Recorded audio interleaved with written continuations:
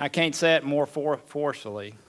We really need a clear understanding as to what is going on, what our president is agreeing to, and what our strategy is on a number of issues. Last week, President Trump held a summit with Vladimir Putin, someone who has violated the most fundamental international norms through his efforts to annex Crimea, has interfered with elections, including our own, has supported the brutal Assad regime in Syria, has used chemical weapons to poison a Russian agent and his daughter in the United Kingdom, has occupied portions of Georgia, continues to violate the INF Treaty, has reportedly hacked U.S. utilities. The list goes on, and you know the list. In the face of these hostilities, in the summit's aftermath, we saw an American president who appeared submissive and deferential. We've heard that some agreements were reached, but as of yet have little idea what those might be, even though the president has already extended an invitation to Putin to come to Washington to discuss the implementation, quote, quote, of these undefined agreements. The president also recently met with North Korean leader Kim Jong-Un, one of the most ruthless leaders on the planet, who has continued to develop nuclear weapons and ballistic missiles that could hit the United States, has executed his half-brother with poison in Malaysia, and reportedly killed his uncle back home, has essentially murdered an American college student, and has enslaved millions of his own people. 1 in 10 North Koreans are living in slavery today, and 1 in 5 children are stunted due to malnutrition. In the face of these realities, the president has called him very talented and that he loves his people. Really? At the recent NATO summit, the president not only pushed NATO member countries to dedicate more of their budgets to defense, a goal we all share.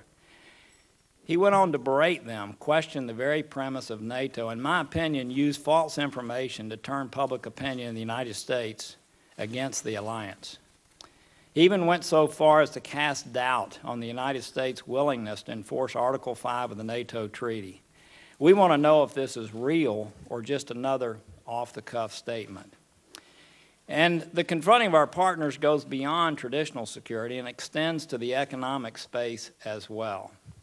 I know you're aware of my strong feelings about the administration's abuse of its authorities in using Section 232 to implement tariffs in the name of national security. So far, we have zero clarity from the administration as to what the end game is on the Trump-Pence tariffs, which in reality are a massive tax increase on American consumers and businesses. And now the administration appears ready to offer welfare to farmers who would rather have trade than aid. As you know, senators have gone to the White House in groups to discuss these actions, and not a single person that I'm aware of has left those meetings with the sense that there's a coherent strategy driving these policies. The administration tells us, don't worry, be patient, there's a strategy here, but from where we sit, it appears that in a ready, fire, aim fashion, the White House is waking up every morning and making it up as they go. This is the first in a series of hearings we will hold in coming weeks dealing with the troubling dynamic I've described, one in which we are antagonizing our friends and placating those who clearly wish us ill. This series will deal specifically with Russia as perhaps the most troubling example of this emerging reality. I hope that in your position you will do all in your power to provide us with the answers we need today, and as we move forward in our future hearings. I look forward to your testimony, and I want to thank you again for being with us and for the many outstanding people you're bringing on to the State Department to work with you. With that, I'll turn to Senator Menendez. Thank you, Mr. Chairman. Let me start by saying I applaud you for making this the first of a series of rigorous oversight hearings on Russia. The committee's gone for about a year without a full committee hearing on either Russia or North Korea, so I appreciate your leadership in this regard. And now it seems to have taken a three-ring circus of a debacle of a meeting with President Putin, a walk back of whether the president trusts his own intelligence officials, the suggestion that it might be even okay for a U.S. diplomat to be interrogated by Russian intelligence, and a reality TV summit that was little more than a photo op with a brutal dictator to merit one hearing with the Secretary of State. Having said that, Mr. Secretary, welcome, and thank you for your service to our country. The members of this committee are strongly supportive of strategic, well-crafted diplomacy to advance America's foreign policy interests. Unfortunately, all we've come to expect is a saber-rattling president who embraces and provides legitimacies to some of the world's most notorious bad actors, and who denigrates our closest allies whose sons and daughters have gone to war alongside Americans. We've not seen any substantive deals or strategies that put Americans or American national security first. We've seen our president look weak as he stands beside our adversaries and intends to roll out the red carpet at the White House. I hear that's postponed till January, but nonetheless, to invite Putin to the White House, a thug who is actively trying to undermine our elections. Well, Mr. Secretary, we in this body are taking heed of our intelligence and law enforcement officials and working to protect our country from the flashing red lights of ongoing Russian aggression. Senator Graham and I and others plan to introduce legislation in the coming days to ensure we have the toughest tools to go after Russian bad actors. As of this moment, we find ourselves in an unimaginable situation. The American people, elected officials in this body, and members of the President's own cabinet have heard more about the meeting in Helsinki from Putin and his associates than from our President. We know that the Kremlin state-run media operations have a dubious commitment to the truth, but we don't know what the truth is because nobody else was in the room where it happened. The American people expect, and I believe they deserve to know what happened. I also have serious questions about the summit in Singapore that took place nearly 2 months ago. In that time, we have yet to hear or see anything that provides us with real confidence that North Korea, as the President gloated, quote, no longer poses a threat to the United States, or that we have a coherent strategy to achieve a verifiable denuclearization agreement. We've only seen a vague agreement of promises to make more promises, but of weaker commitments than North Korea has previously made. The United States and North Korea seem to remain far apart on even basic issues such as the definition of denuclearization. In fact, over the past 18 months under this administration's watch, North Korea has perfected its intercontinental ballistic missiles and tested its largest nuclear detonation rather than any verifiable steps to dismantle their program. It seems Kim Jong-Un got everything he wanted in Singapore, including international recognition and the suspension of U.S. military exercises.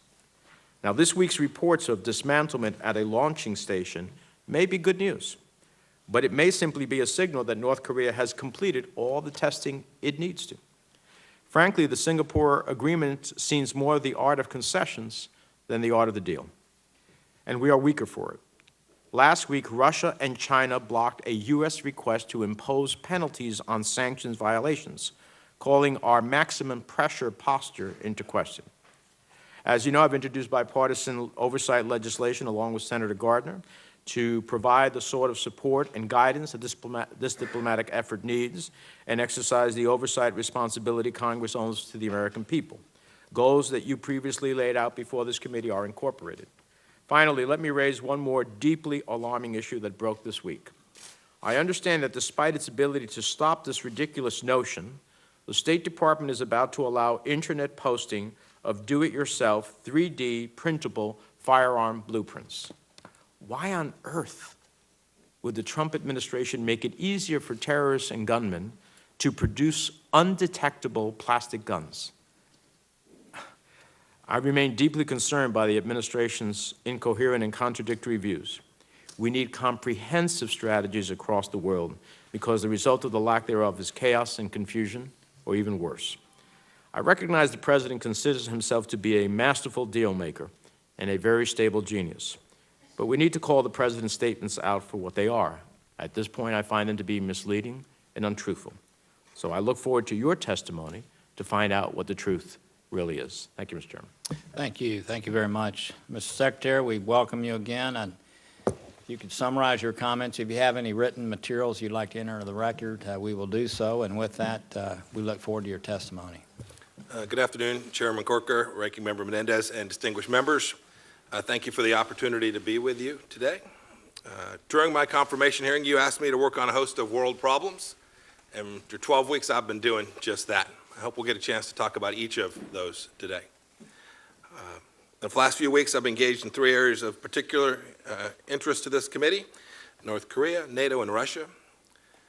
On the subject of Russia, I want to bring something to your attention right off the bat today. Today, the Trump administration is releasing what we're calling the Crimea Declaration.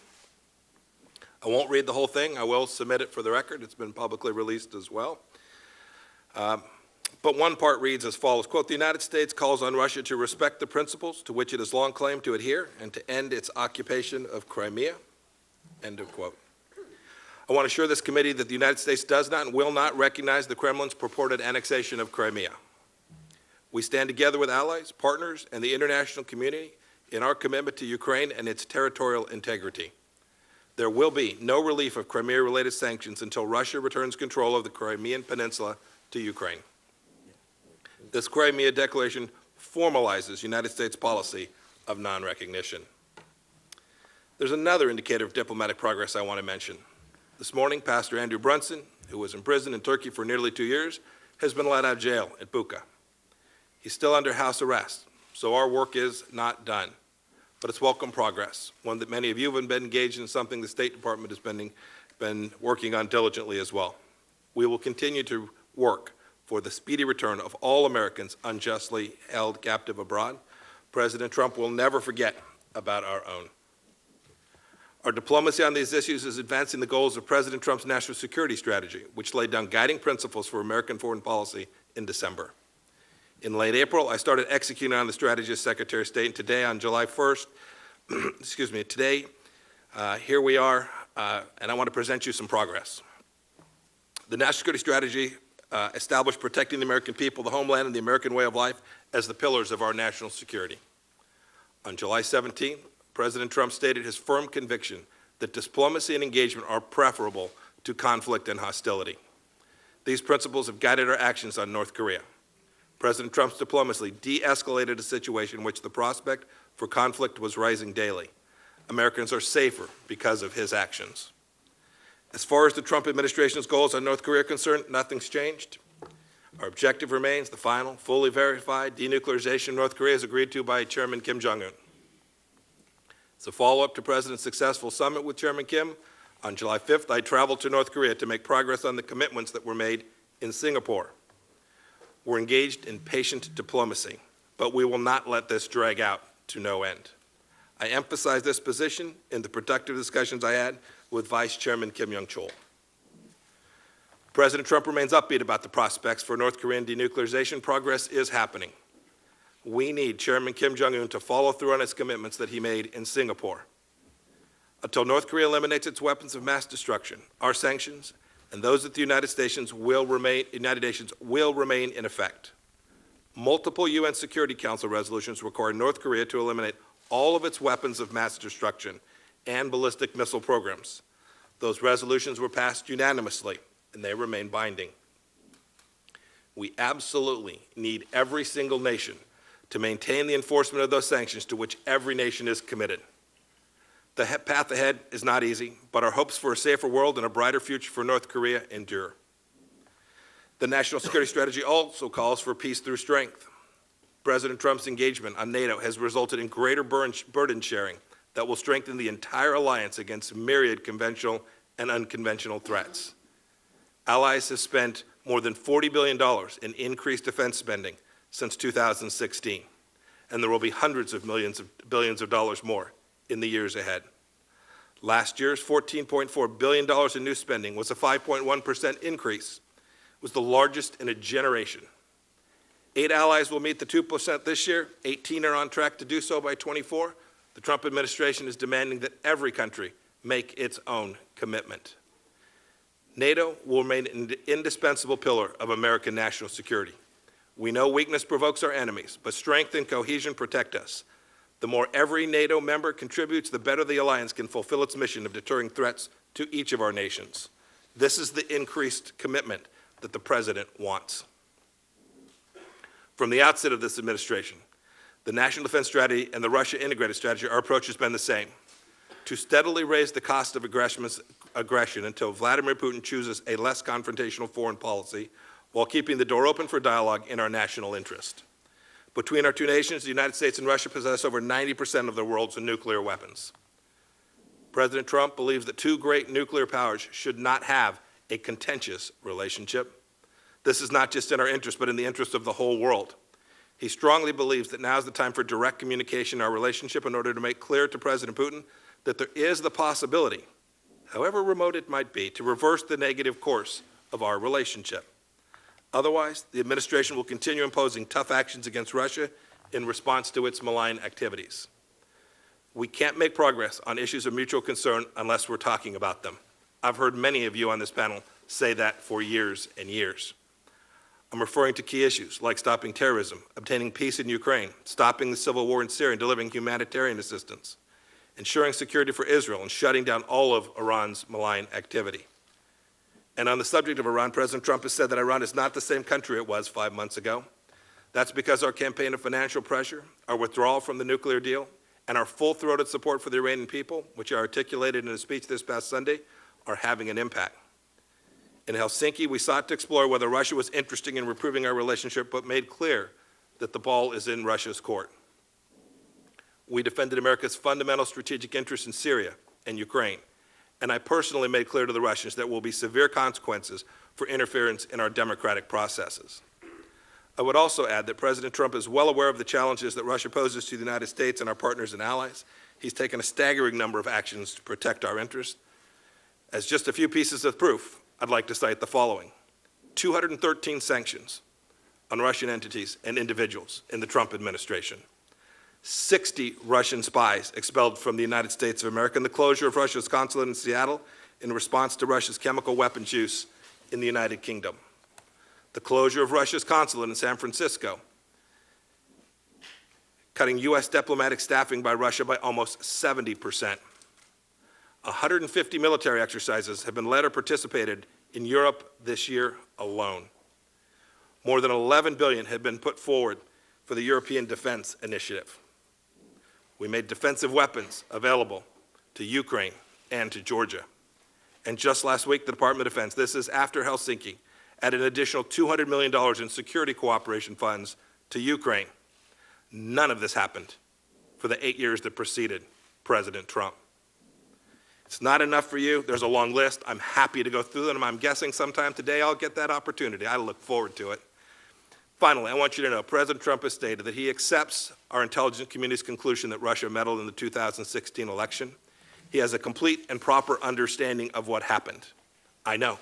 I briefed him on it for over a year. This is perfectly clear to me personally.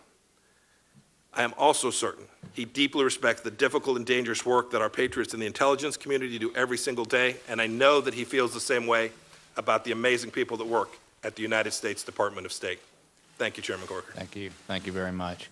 The Secretary of Staff has asked that we absolutely stay to the 7-minute deal, so if we could not ask 5-part questions and end at 6:58, if you could give the respondent time to answer within the 7 minutes too, I'd appreciate it. With that, I'll defer to Senator Menendez. I'll withhold my time for interjections along the way. Senator Menendez. Well, thank you, Mr. Chairman. Mr. Secretary, when the President meets alone with President Putin, it allows the Kremlin-sponsored state media and the Russian Ministry of Defense to provide more information, at least from their perspective, not only to the American people, but sometimes it seems to the members of the President's own cabinet.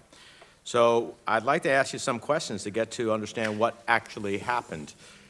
Has the President told you what he and President Putin discussed in their 2-hour closed-door meeting in Helsinki? You can put your microphone on. Excuse me, I'm sorry. The presidents have a prerogative to choose who's in meetings or not. I'm confident you've had private one-on-one meetings in your life as well. You've chosen that setting as the most efficient way to... I just asked you a simple question. Did you... You can't eat up my 7 minutes, Mr. Secretary. Did he tell you whether or not what happened in those 2 hours? Yes, Senator. The predicate of your question implied some notion that there was something improper about having a one-on-one meeting. I completely disagree with the premise of your question. I didn't ask you a predicate. I asked you a simple question. I hope we're going to get through it. Did he tell you what transpired in the 2-hour meeting? I've had a number of conversations with President Trump about what transpired in the meeting. I was also present when he and President Putin both gave us a sense of what they discussed in the meeting that followed immediately after. Did you have I've also access- had the chance to speak with Sergei Lavrov twice about the Russian view on what takes place. I think I have a pretty complete understanding Good. of what took place Did you in that speak meeting. to the translator who was at that meeting? No, I haven't. Have you seen any of her notes? Senator, I've been in lots of meetings. I've had lots of note takers and lots of translators.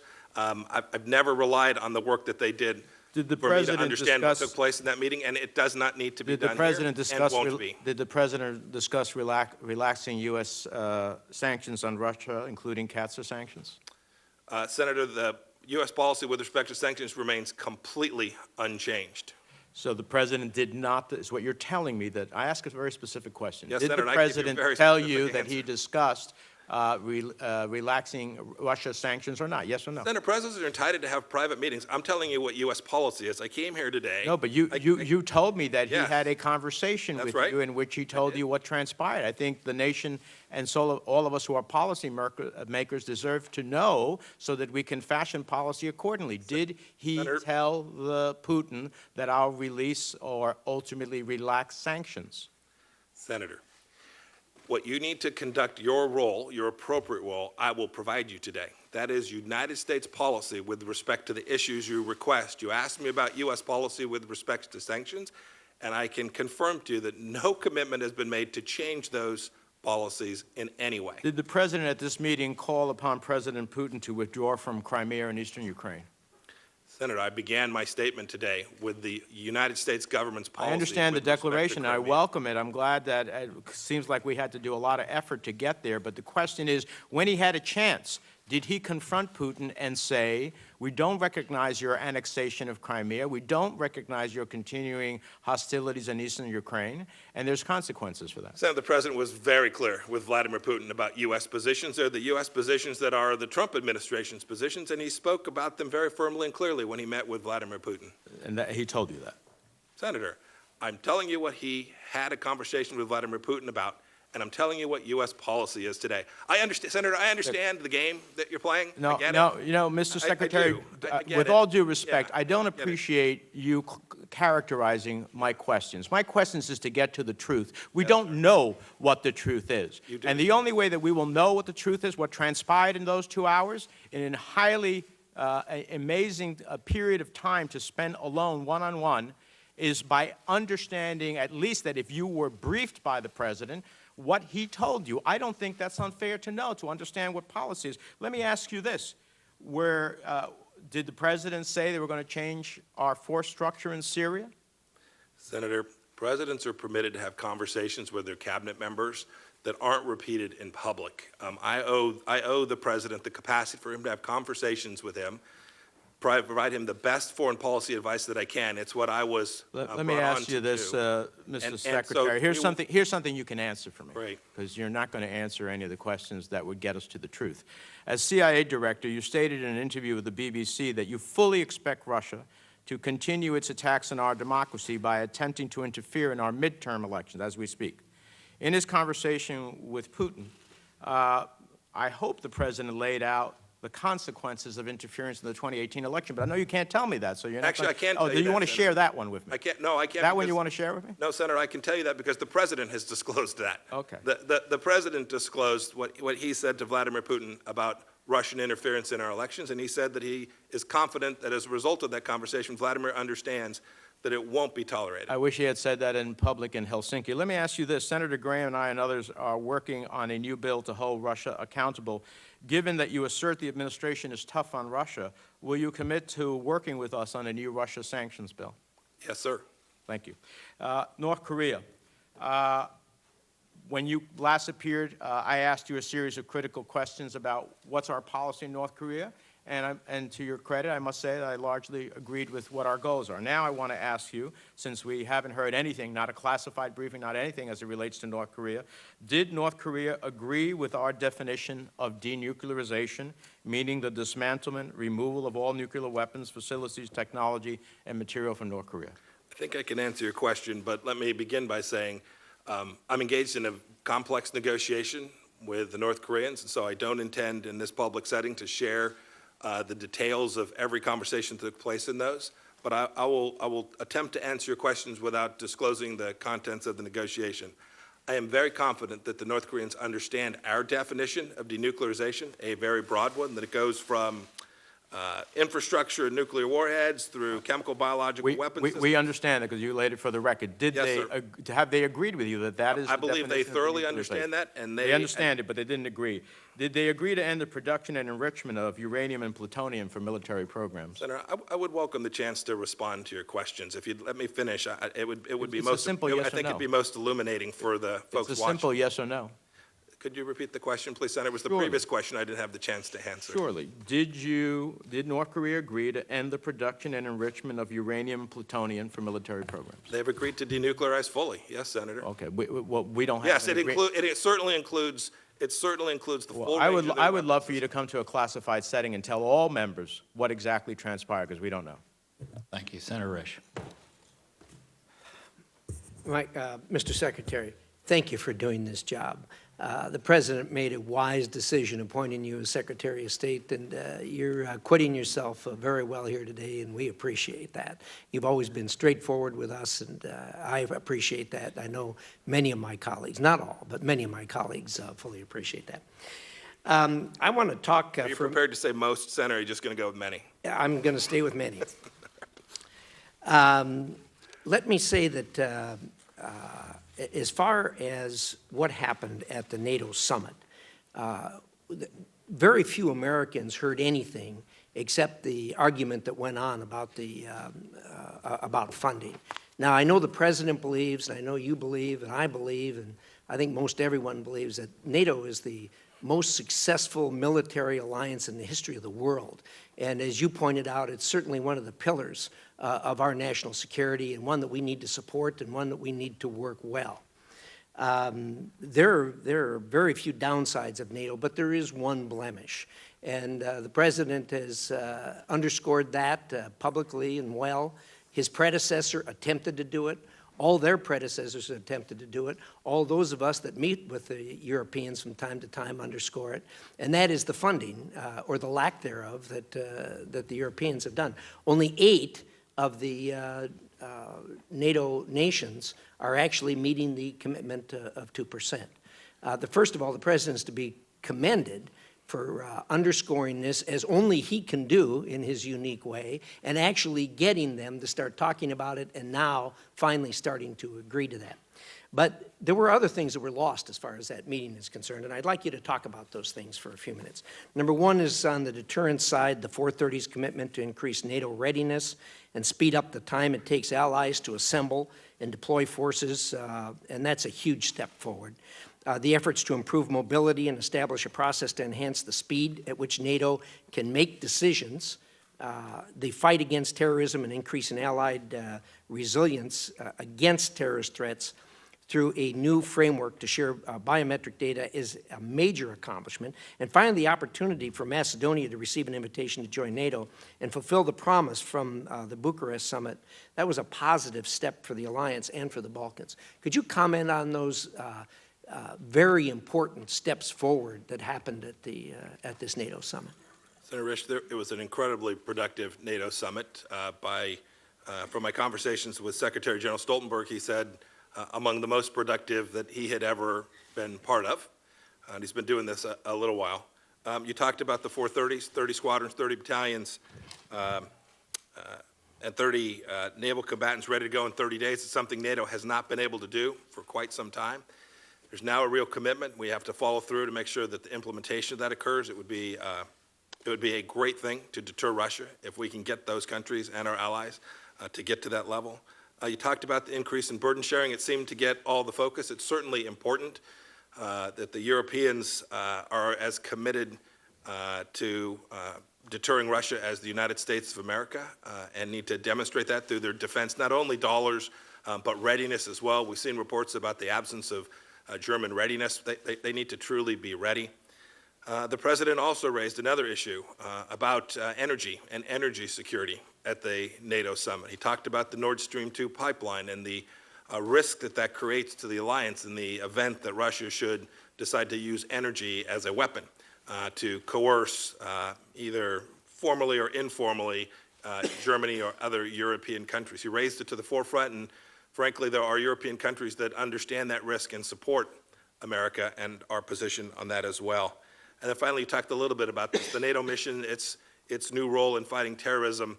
I want to say thanks to so many of the European countries that have stepped forward. Even just this past few, I guess it's now 2 weeks since the NATO summit, over 1,000 additional commitments from allied NATO partners headed to assist us in Operation Resolute Support in Afghanistan. That's a great commitment, something that President Trump worked hard on at the summit, and really good outcomes for America. Well, thank you so much. You're to be personally commended for those great successes, as is the President for leading in that regard. It's unfortunate that our friends and allies' feathers were ruffled a little bit just because we said they weren't paying their bills, but that's been going on for some time, and I think we're going to tolerate that. But they've got to step up, and I know you underscored that, and the President has certainly underscored that with them. I want to talk about Iran for just a moment. One of the big unreported stories as far as foreign relations is concerned is the issues and the difficulties that the Iranian people are having internally, financially and otherwise. And I know we're not in a classified setting, but there is some open reporting on these sources. And the regime that's there is struggling with this. Indeed, I think that's probably why they tried to poke the president the other day to try to take the heat off of the heat they're getting at home. Could you talk a little bit about what's going on internally, again, knowing that we're in an open setting? Senator, there is enormous economic challenge inside of Iran today. It's an economic structure that simply doesn't work. When you foment that, when you're a country of that scale that foments terror through Lebanese Hezbollah, through Shia militias in Iraq, into Yemen, conducts assassination attempts in European countries, provides enormous support for Hafez Assad outside of Lebanese Hezbollah in Syria. That's expensive. And I think the Iranian people are beginning to see that that's not the model that they want, that the Iranian expansionism that the supreme leader in Qasem Soleimani so favor is not what they're looking for. And I think you're beginning to see the economic impact combined with understandings inside of Iran of the kleptocracy that it is, leading to fundamental decisions that the Iranian people will ultimately have to make. Do you agree with me that that acceleration of that understanding by the Iranian people has been very rapid over the last 6 months? Yes, I think it's been going on longer than that, but yes, It's certainly. been going on longer, but I'm talking about the acceleration. Yes, Senator, I think that's a fair statement. Yeah, thank you, Mr. Chair. If I could, just one interjection. I know the phrase "paying their bills" has been used, and we need to. Every NATO country needs to be contributing 2% to defense, and I've noticed those near the Russian border always do. But that's a misnomer, is it not? What we want them to do is contribute at least 2%. These NATO countries are not paying bills to the United States as sometimes is projected. Is that correct? The shortfalls that the President has identified really are in two buckets. There is a NATO common fund that is contributed to by every nation, and the United States is by far the largest contributor to that fund. And then there are monies that are paid for nations to raise their own militaries and to defend themselves. That's the 2% number to which we've been referring. But it's not. It would be a mischaracterization to make it appear that they're not paying bills to the United States. That's correct. That's correct. That's correct. Senator Cardin. Mr. Secretary, thank you for being here. It's my understanding that the President is going to invite Mr. Putin to the United States to follow up on the understandings reached in Helsinki. Can you just briefly tell me what those understandings or agreements reached in Helsinki at the meeting? Sure, I can certainly share with you the things that we've been tasked to follow up on by President Trump following that meeting.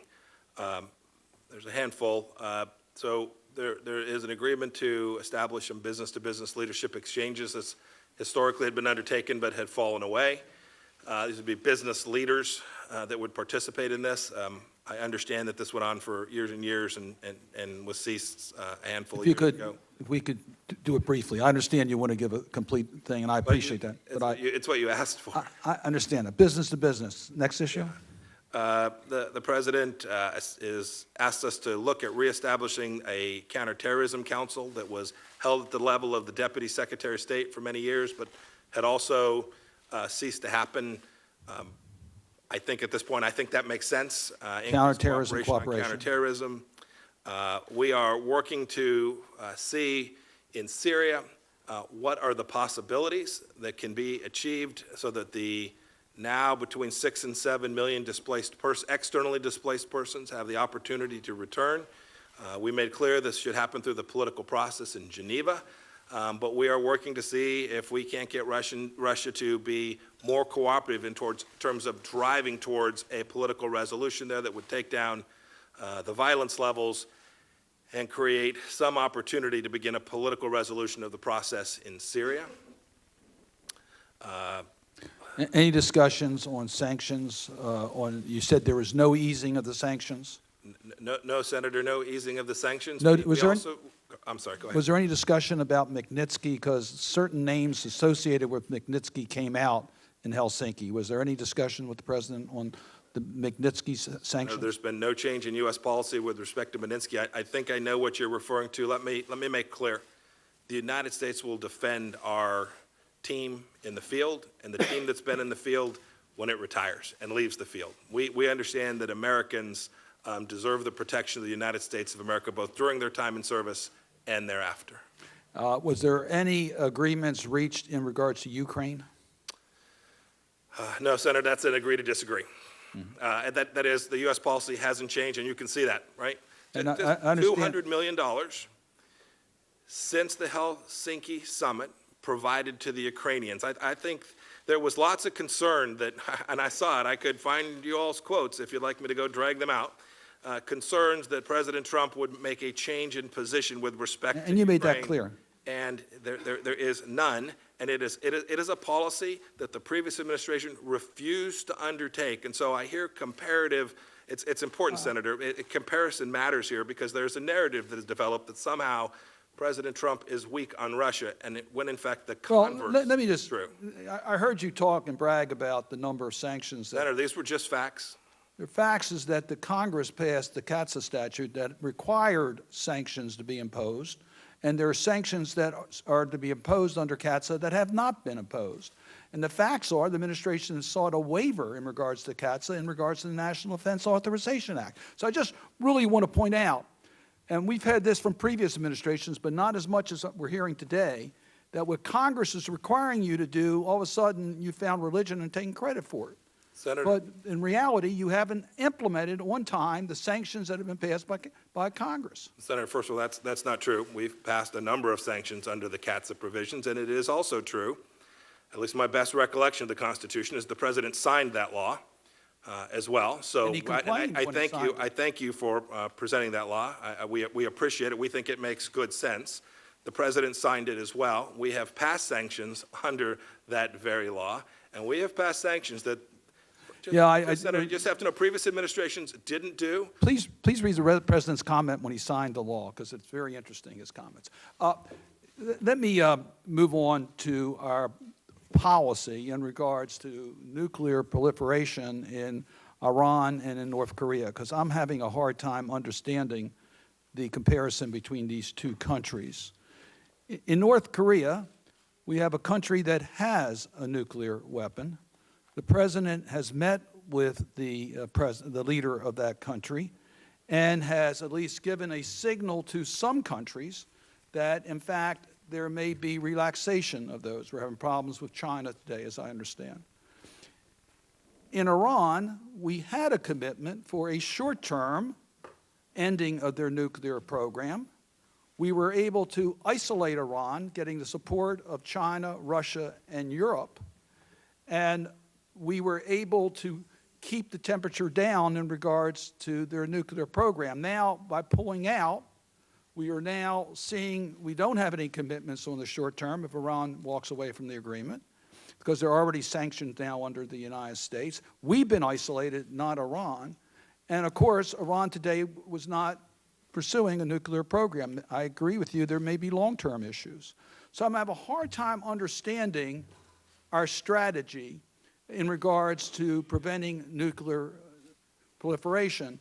Last point I would make, we had a hearing in this committee as to what is necessary to move forward with North Korea on giving up nuclear weapons. And the first thing they talked about, you have to have a full declaration of its nuclear arsenal and a timeline for dismantling. And I'm getting my information now from the South Koreans, not from the Americans. South Koreans have been reported to say that you asked for that information and you have not been able to get that information from Kim Jong-Un or his representatives. So what have we gotten in North Korea, and why are we allowing North Korea to continue to have a nuclear weapon when the strategy is that as long as Iran is doing any types of enrichment, we're going to impose sanctions against them? Senator, let me try. That was a long question. Let me try and unpack it a little bit. So let me give you the common theme. We want neither Iran nor North Korea to have the capacity to proliferate nuclear weapons, to enrich uranium, or build their own weapons program. That's the mission set. It draws them together. That sets the conditions for President Trump's understanding of how one achieves non-proliferation in the world, and that's the mission state we're undertaking in each of those two countries. They are in different places, and we are working on an approach in each place that we think increases the likelihood that we're able to successfully achieve that. A mission I know you share. Yeah. Before turning to Senator Rubio's second interjection, I know mention was made of a waiver in the NDAA by Secretary Mattis, Yes, actually. Sir. Yeah, he wouldn't want to be demoted to that level, I know. But I support that, and the purpose of that waiver, was to allow countries that we're dealing with that we wish to buy American military equipment to be weaned off Russian equipment. They still had to buy parts to do so that we can more fully implement strategies with them, working with them, to really push back against other countries. Is that correct? Senator Cork, you captured it very well. It's Secretary Mattis and I both put forward this proposal, a request to the Senate for these waivers. These are countries that have historic Russian weapon systems. If we deny them the capacity to have spare parts or to round out that process, then we're likely to drive them into the hands of the Russians. I don't think that was the aim of the sanctions themselves, and so we're working to effectuate the intent of the statute by seeking this waiver. It's pretty narrow. Senator Rubio. Would the chairman yield so I can clarify that? Rubio may yield, but no, go ahead. Go ahead. My point is that this is an issue we talked about in the development of the CATSA bill. There is absolutely no debate in this committee on the waiver request by the administration. I disagree with my distinguished chairman as to whether it was handled right. The country's had over a year to resolve that. Yeah, it had become an acute issue, and it is a defense-related issue, and I'm glad that we've been able to resolve it in a manner that will allow these countries to wean off Russian equipment and begin buying ours. Senator Rubio. Thank you. Just watching to see if they reset my clock. It's like an NBA game. All right, well, let me start. Reset the clock. It's all right. We'll figure it out. I'll tell you when it's time is up, don't worry. When Vladimir Putin decided to interfere in our elections, you would agree he undertook a cost-benefit analysis. This is what the price would be for doing this. This is the benefit I think I would gain from it. And so where it leaves us is we have to do two things. We have to defend against potential interference, election systems and the like. But I think the other is we have to make sure that the price is higher than the benefit. And that actually points to one of the things you've already mentioned, and that is what we've already done. If you start to line up some of the things that we've done in response to that and other things, it's a pretty extensive list of, including things we've been asking for 4 years that have finally happened.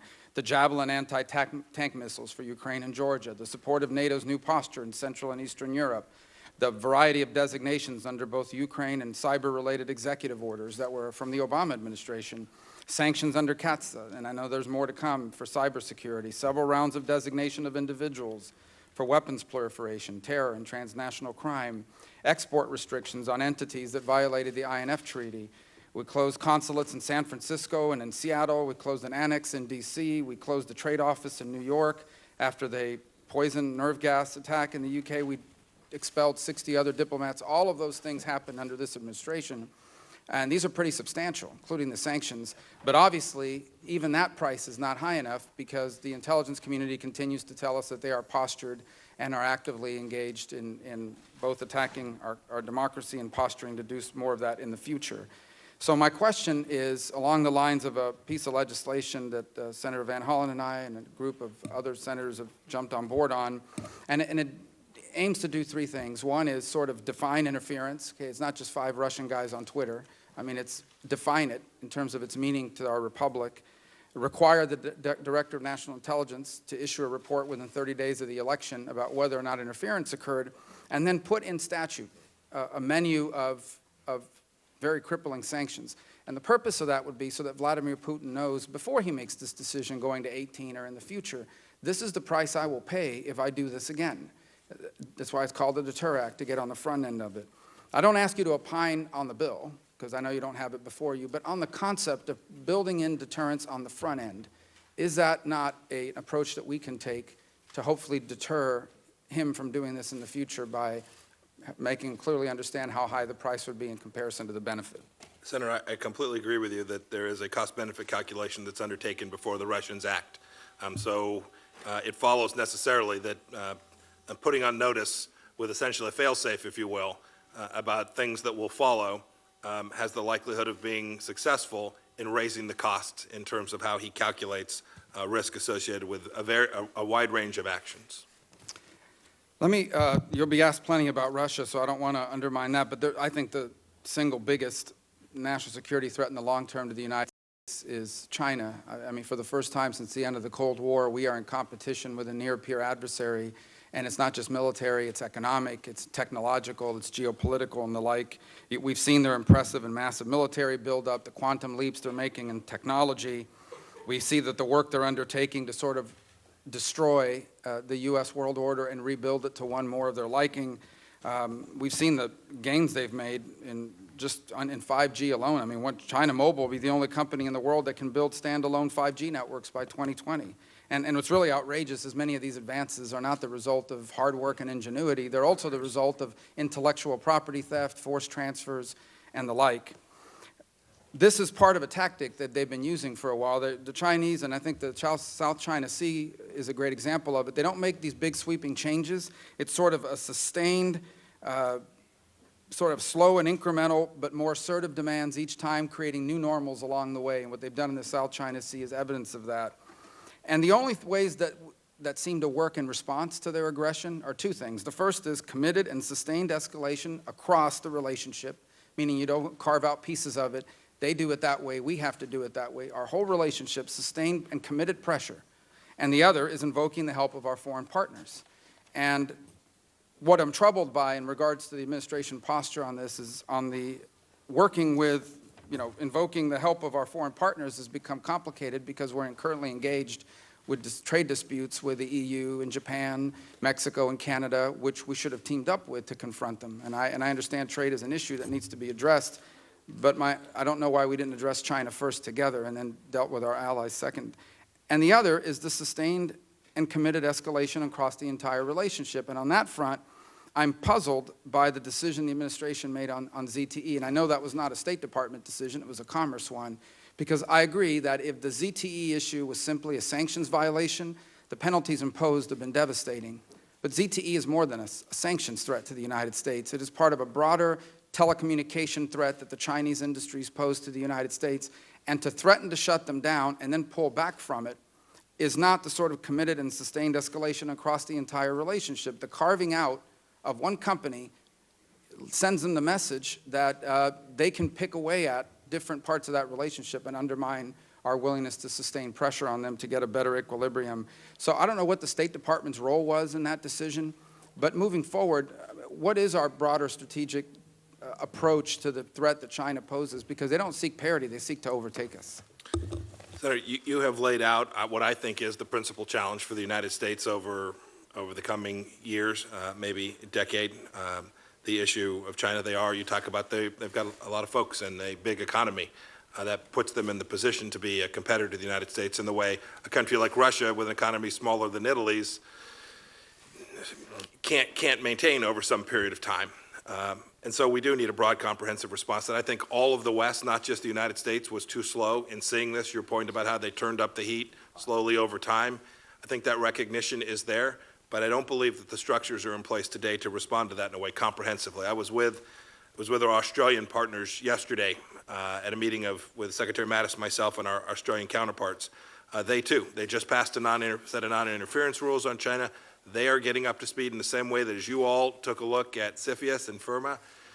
We're getting up to speed. We are beginning to strike that comprehensive response versus China that I think will ultimately do what has historically happened, allow America to prevail. Thank you. Thank you very much, Senator Shaheen. Thank you, Mr. Chairman. Mr. Secretary, I want to thank you, Assistant Secretary Mitchell, and our charge in Turkey, Phil Kosnett, for your hard work and coordination on the efforts to release Pastor Brunson.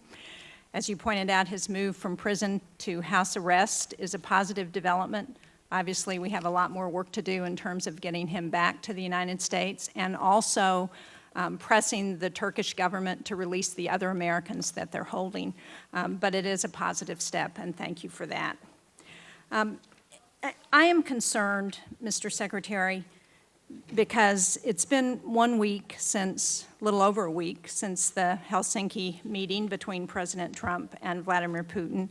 And yet, other than the brief description you just gave us, we don't really know what was discussed in that meeting. We've heard DNI Coates, General Votel, and a number of State Department officials, including those who were present in last week's committee meeting on Iran, indicate that they still don't have a full understanding of what was discussed in that meeting. And we're seeing almost daily attempts by the Kremlin to take advantage of this opportunity as they release their own readouts of the conversation and broadcast news of various agreements that they say were reached in that meeting. So for me, that's why I'm so concerned and why I want to know exactly what was agreed to in that meeting. On Syria, President Trump said at his joint news conference that the two leaders discussed Syria at length. The Russian Ministry of Defense has indicated that the two leaders agreed to military cooperation in Syria. Did they do that? Senator, the United States policy with respect to deconfliction with Russia has not changed. I will defer to the Department of Defense for details around that, but I can tell you that the policy that was in place with respect to their efforts to keep American pilots safe and keep American forces safe in Syria, that policy has not changed. Do you know if they discussed that policy? If they discussed? Senator, I do know that they discussed Syria. They absolutely discussed Syria.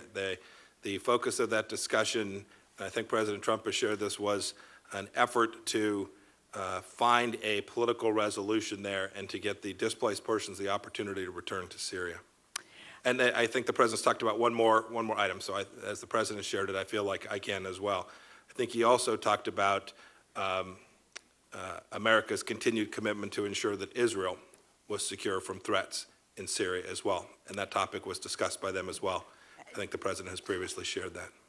Do you know if there was any sort of downgrading of our U.S. presence in in Syria that was discussed? Senator, there's been no change in U.S. policy with respect to our activities in Syria.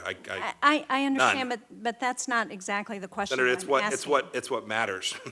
It's what matters. What matters is what President Trump has directed us to do following his meeting with Vladimir Putin. It's what he has told his senior leadership team to do and how he wants us to deploy his foreign policy strategy.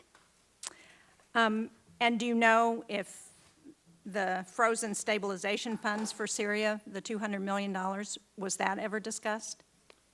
Senator, we are still working to review that policy. That's a State Department policy. We are still working to review it. The policy was the same the day before as it was the day after the President's meeting with Vladimir Putin. And do you know if Iran was referenced in the context of Syria in their discussions? Senator, again, it's not for me to disclose the contents of those conversations. I can tell you that each time I've spoken with President Trump, both before Helsinki summit and after, Iran has been at a central point that we have focused on with respect to U.S. policy in Syria. I'm confident will remain so. So in an interview General Votel was asked about whether a deal had been made on Syria between President Trump and Vladimir Putin. And he said, as you indicated, that he had received no instructions to change what he's doing. And he went further on to say, and I quote, "I would want to make sure that this isn't something that we stepped into lightly. I'm not recommending that, and that would be a pretty big step at this point." In response to his comments, the Russian Ministry of Defense put out a statement and also posted on social media, and again, I'm quoting the Russian media. They say, with his statements, General Votel not only discredited the official position of his supreme commander-in-chief, but also exacerbated the illegality under international law and U.S. law of the military presence of American servicemen in Syria. Can you tell me what our response has been to the Russian Ministry of Defense with respect to this statement? Senator, my guess, the response would be most appropriately from the Department of Defense and not from the Department of State, but I will humbly suggest to you that you ought to have more confidence in statements from General Votel than the Russian Ministry of Defense. I do have more confidence in General Votel's statement. That's why I'm raising this question, because it seems to me that our response to the Russian Ministry of Defense ought to be very strong to say they have nothing to say about what our generals are doing in Syria. That's not their business, that's our business. And I would hope that that's a point that we make very strongly. I had the opportunity to visit Syria a little over 2 weeks ago, and I was very impressed with the work that our military has been doing in northeast Syria along the Turkish border. I was very impressed with the work of the Syrian Democratic Forces. And what I heard over and over again, both from the men and women who were serving and from the civilians, Syrian civilians on the ground, was, please don't leave us here to the fate of either Assad or the Russians or other forces that may come into that part of Syria. And please, just a little bit in help for reconstruction efforts would go a very long way. That part of Syria has stabilized. They are into reconstruction. They are sending back people who have been displaced to their homes. And it would be, I believe, a real terrible reversal of policy for us to leave those folks after what we've done and to turn them over to the Russians or to Assad's forces. Senator, if I might, just so the facts are clear, the previous administration is the one that enabled Russia to have the capacity that they have in Syria today. I'm not defending the previous administration, Mr. Secretary. I want this administration to continue doing what's working. Its policy, this administration's policy. You're advocating for the continuation of this administration's policy. I think that's important for everyone to understand. Senator Flake. Thank you, Mr. Chairman. Thank you, Secretary, for Thanks, Jeff. your testimony. I wanted to commend the State Department, you in particular, for quick statements with regard to the nature of the conversation as it was between President Putin and President Trump regarding certain individuals like Mr. McFaul and others traveling to Russia to be interrogated by the Russians. The State Department came out and said that was inappropriate, despite the president's statement that it was an incredible offer. It took the White House a full 2 days or 3 days to contradict that statement that President Putin had made, but the State Department quickly said that that was inappropriate. And so, thank you for doing that. Thanks, but Senator Flake, you give me a little bit too much credit. I'm doing my level best every day to implement the president's policies. And Well, so that statement was from the United States President's State Department. Okay, but the United States President said that it was an incredible offer. And so that's why I'm pointing out the difference and commending you. Please take it. With regard to what else was said during that meeting, I know you've given some indication of what was discussed. Let me just give a sense of how Russia is characterizing that meeting. And this is the problem with a private meeting like this. Many of us voiced strong concerns about having a private meeting like this with no readout officially for what happened. And here's what happens when a private meeting like that is held. Vladimir Putin's meeting with Donald Trump was, quote, better than super, Russia's top diplomat has said. The Leaders' Summit in Helsinki was fabulous. I think that was Lavrov who also said that. The remarks reported by Russian news agencies summed up the mood that Mr. Trump sided with the Kremlin over his own intelligence agency, so they're reporting that as well. Here's how one paper in Russia characterized it. Trump has failed to dominate Putin. Another tabloid said, a quiet, modest Trump has paled in comparison with Vladimir Putin. It's clear that Putin has outmaneuvered the U.S. president. That's the Russian media characterizing a meeting, and we have no readout to dispute any of it. All we have are the statements made by the president that they've made an incredible offer, for example, to have former U.S. diplomats shipped off to Russia to be interrogated. I'm glad to hear that, one, a little more time will be had before a new meeting takes place between the two principals. By the way, I think that it's good that our president and the Russian president speak and meet together. That's a good thing. I don't think it's a good thing to meet in private with only an interpreter present with no readout, so that whatever is characterized is only characterized by the Russian side. So do you have any response or thoughts on that? So I have a personal experience. I had a private conversation with North Koreans. We didn't issue a readout on the conversations quite intentionally, and the North Korean press chose to characterize it. We thought it was in America's best interest not to respond tit for tat about the nature of that conversation. We knew the truth. We knew what had taken place there. And, you know, it's the North Korean press, and so I assume that most reasonable people will discount it fairly significantly in the same way that one might the Russian press. These are important decisions about how much to disclose about private conversations were had, because everyone knows that you may have an expectation that you'll have another private conversation one day. And the absence of their belief that that private conversation has the capacity to remain in that space reduces the freedom to have those conversations. I know you've had this in your life too, Senator. I know you've had private conversations and you valued them. It was just you and someone else in that room, and it was important, and you didn't give anyone a readout from it because you wanted to have the chance to do that again, because you thought you could make real progress with that person. Let's talk about North Korea. You brought it up. You mentioned that you traveled to North Korea to continue on, as you put it, I guess, to follow up on commitments made in Singapore. Let's talk about those commitments for a minute. You mentioned that they have committed to denuclearization. They may have a different readout than we do on what that entails.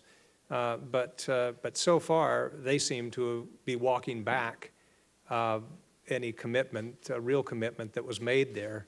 What commitment, firm commitment, other than discussion of returning remains? I'm not discounting that, but in terms of denuclearization, what real commitments were made? Yeah, I'm not going to get into the private commitments that have been shared. I don't think it's fair to characterize them walking back from commitments. Remember where we were, right? So it all depends what you draw as the projected line to say, are we in a better place or a worse place than we would have been absent the Singapore summit? One can draw a counterfactual reference. We'll never know where we might have been. But I will concede there is an awful long way to go. I'm not trying to oversell the accomplishments that we've had towards the path of denuclearization to date. There remains a great deal of work to do. It will be highly contested. That is, the modalities, the means, the timing of this will be things that I'm confident we'll be discussing for a period of time. There have been public reports, and I know the United States is tracking the disassembly of a missile engine test site. Something that Chairman Kim committed orally. It wasn't in the written agreement itself, but Chairman Kim committed in his conversation with President Trump to do. They're beginning to dismantle that. It has to do with their missile program. It's a good thing. Steps forward. Okay, thank you. Quickly, for the time is out, something completely different. The country of Rwanda right now, and you may be familiar with this because of this week's focus on religious freedom, Yes, sir. has indicated a move toward severe restrictions on religious freedom, particularly from outside groups. What are the plans of the State Department to let them know that that is not in their own interest nor ours? Senator, I share your concerns. I'll need to get back to you in terms of what actions we think we can take. I know we'll call it out. I know we'll label it for what it is. We do need to see it is tragic, and anyway, I share your concerns, Senator. It's a huge challenge for us. Thank you. Thank you. Senator Kane. Thank you, Mr. Chair. Thank you, Mr. Secretary. Mr. Secretary, just a couple of thoughts. I was very discouraged at the Helsinki summit when the president basically was offered a choice in some of the questions. Did he believe U.S. intel, or did he believe Vladimir Putin's protestations that he had engaged in hacking of the election? And he basically said, my own people have made a great case to me. Vladimir Putin has made a great case to me. I don't see why Russia would have done this. He came back and corrected it the next day in the United States, but at the end he said, I believe my intel community, but there's a lot of people out there, it could have been someone else. And then this dragged on for a couple of days. You know where I live. You know I have a lot of constituents who used to be your employees at the CIA. People come up to me all the time in Virginia and say, I'm with the IC, and they are very demoralized by this. They're very demoralized that when standing next to Vladimir Putin, the president's words were to suggest that he trusted Vladimir Putin over them. There was the suggestion when President Trump said it was an incredible offer about Ambassador McFaul, that he was also potentially willing to throw not just intel folks under the bus, but State Department diplomats under the bus. They live in Virginia too.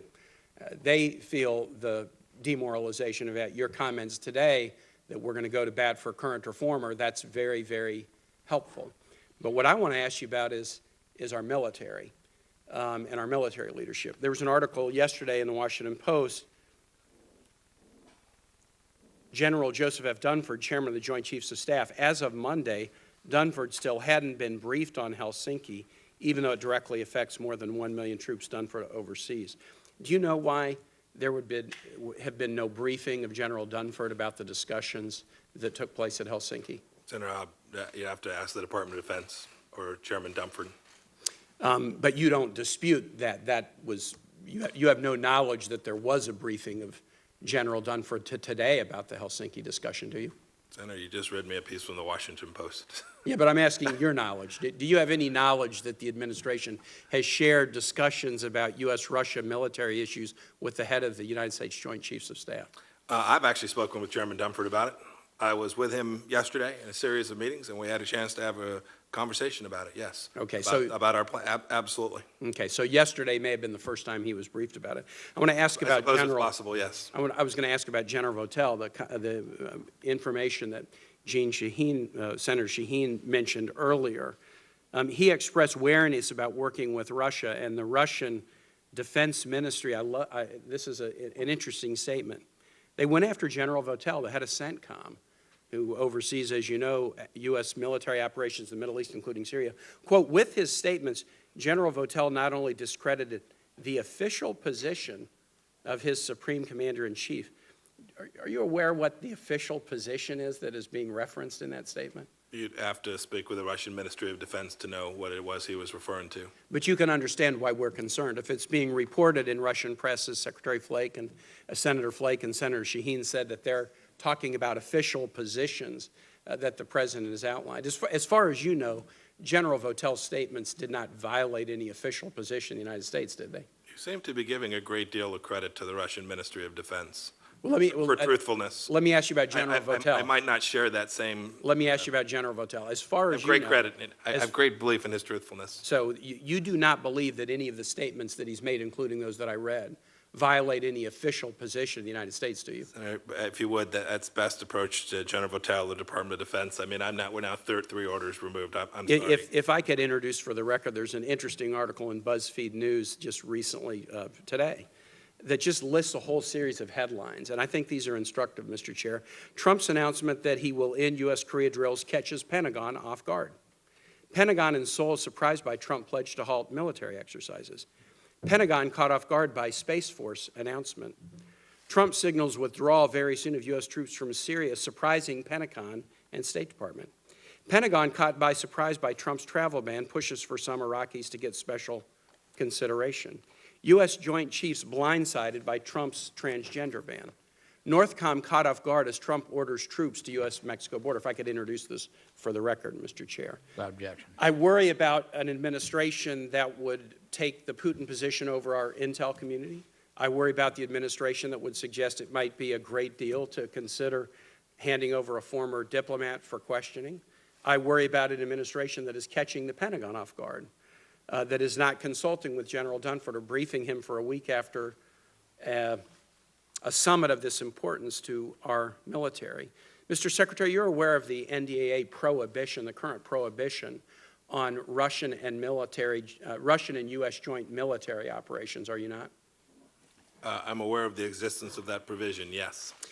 The provision prohibits any use of funds, it's in the NDA, any use of funds to support joint Russia and U.S. military operations, and it also gives the Secretary of Defense the ability to undertake a national security waiver if he thinks that that's the right idea. Does the administration accept the legality and binding nature of that provision of law?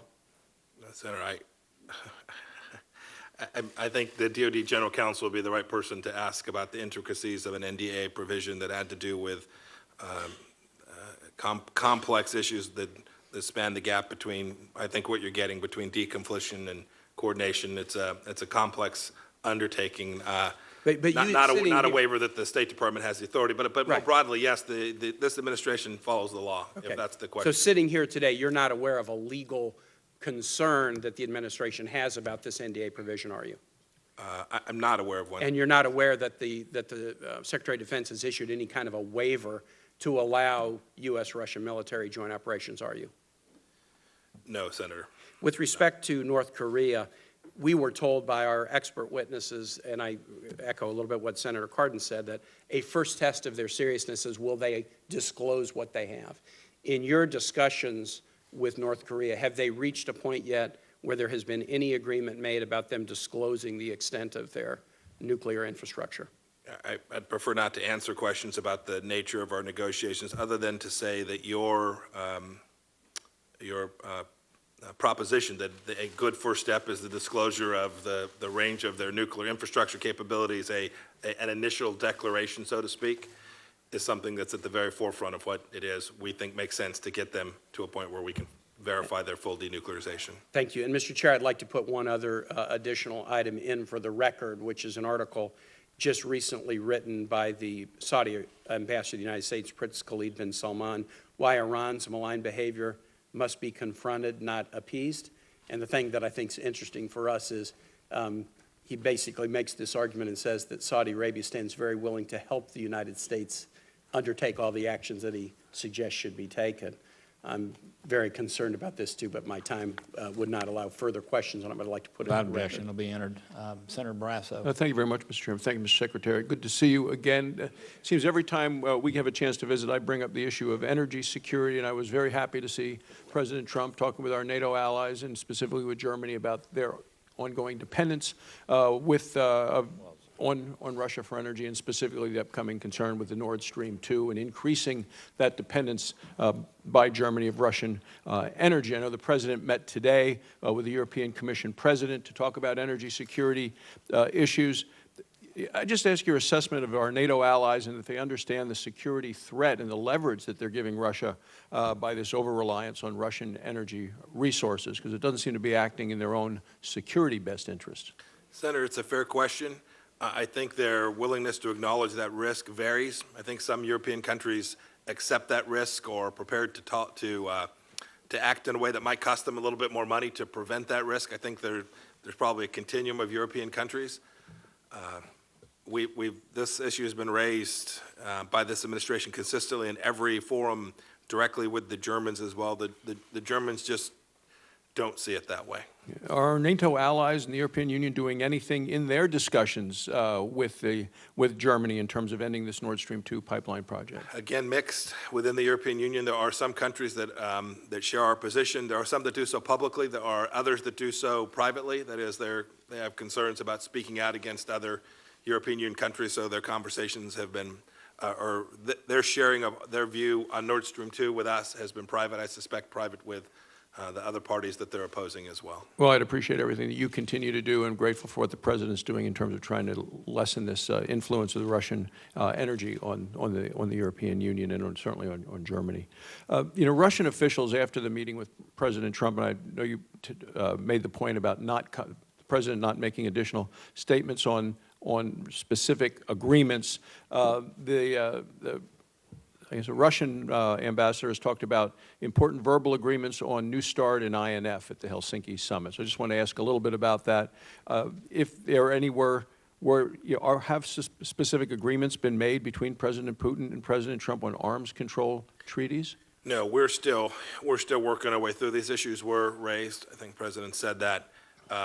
We are trying to get the Russians back inside the INF, trying to use every tool possible to get them to acknowledge that they are in non-compliance and get them moved back in the back inside the box. And then we are, the administration, President Trump's administration, is considering how best to respond to that, both on the INF treaty and the New START. What are the best modalities to achieve what we're looking for? Is to decrease the risk of proliferation or a potential nuclear conflict between our two countries.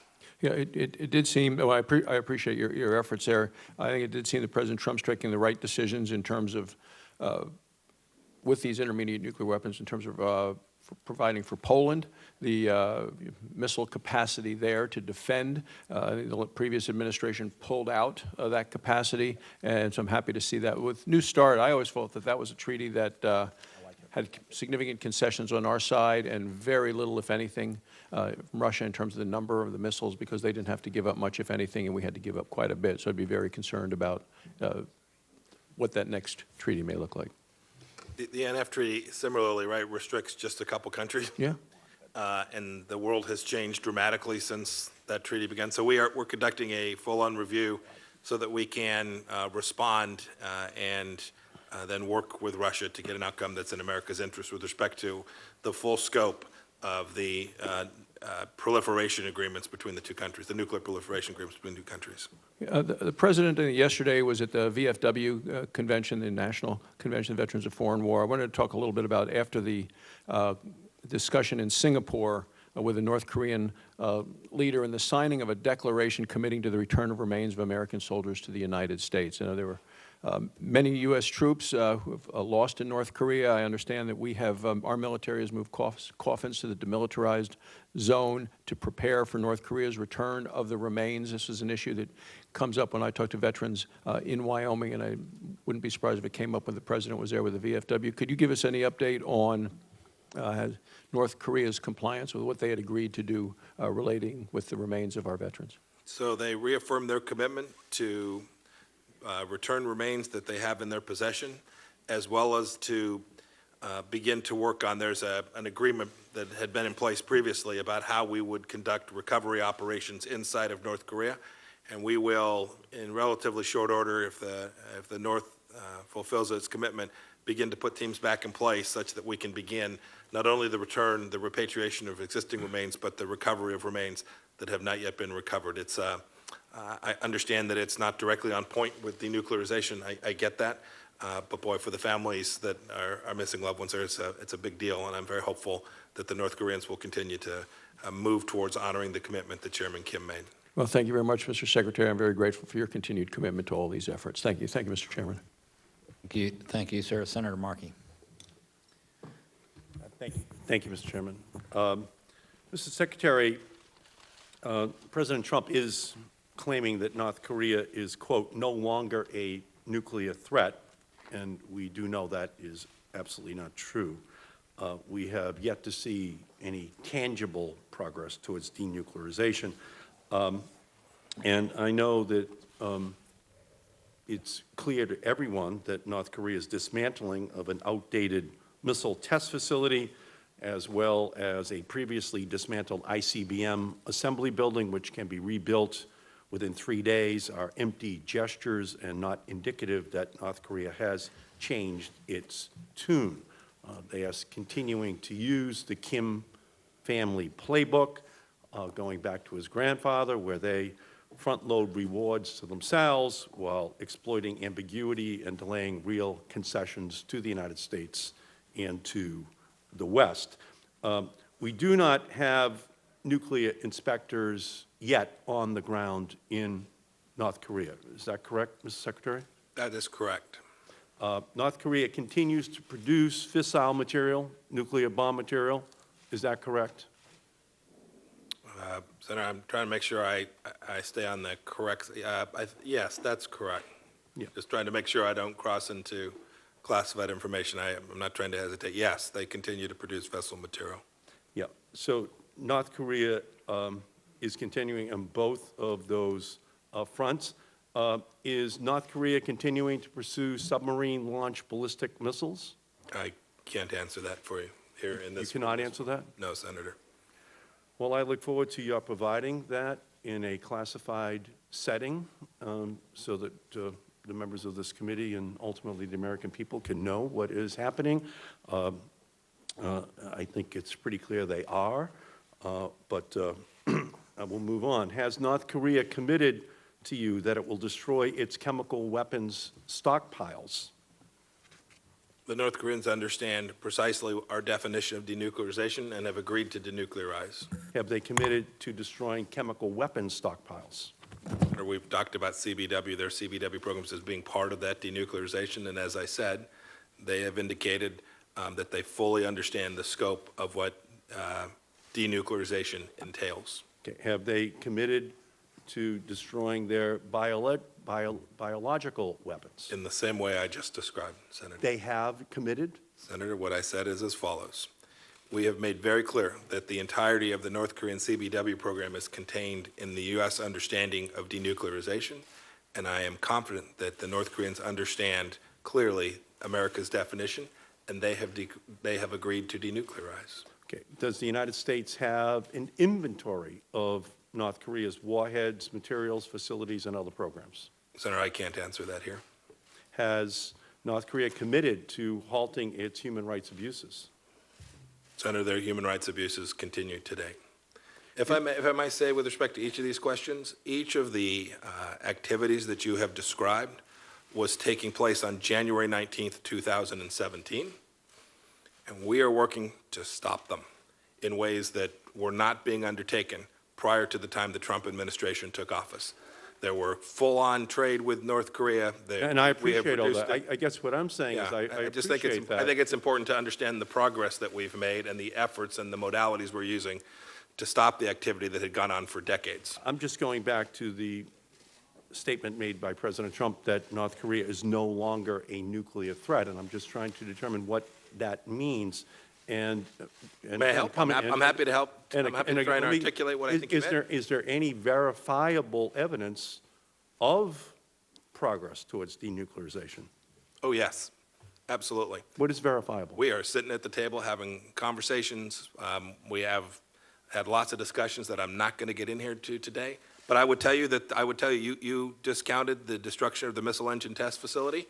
That missile engine test facility was functional, viable, and operational and in use in January of 2017, before this administration took office. Well, I guess you and I interpret that gesture differently. Senator, I've made no interpretation. In terms of verifiable progress, I'm talking about not trusting Kim Jong-Un without verifying North Korea's actions. So that's really what the discussion's about. What has been verified? I understand that you're talking, but here's what I also understand, that the United States has unexpectedly suspended military exercises with South Korea, that North Korea hasn't started returning American war dead despite the President's announcement that the returns had already taken place. China and Russia continue to export oil to North Korea in violation of the UN resolutions and U.S. Sanctions that didn't exist before this And- regime took office. And North Korea still has chemical and biological weapons and brutalizes its own people. And again, there's no verifiable evidence that North Korea is denuclearization. Senator, we have- Denuclearizing. So I am afraid that at this point, the United States, the Trump administration, is being taken for a ride. Fear not, Senator, fear not. There's no evidence to the Fear contrary. not, Senator. There's no evidence. Senator, fear not. May I? Yes, please. I guess you didn't ask a question, so I'll. No, that's all right. Yeah, Yeah. you can please answer. Fear not. This administration has taken enormously constructive actions that have put us in a place that is far better than in either of the two previous administrations, one Republican, one Democrat. We have put sanctions regime in place that is unequaled. We are continuing to enforce that sanctions regime. We've made incredibly clear that we will continue to enforce that sanctions regime until such time as denuclearization, as we've defined it, is complete. Pressure on the regime is clearly being felt. We have lots of work to do. But unlike previous administrations, Senator, we have no intention of allowing the UN sanctions, the world's sanctions, that we led the charge to have put in place, to allowing those sanctions to either be lifted or not enforced.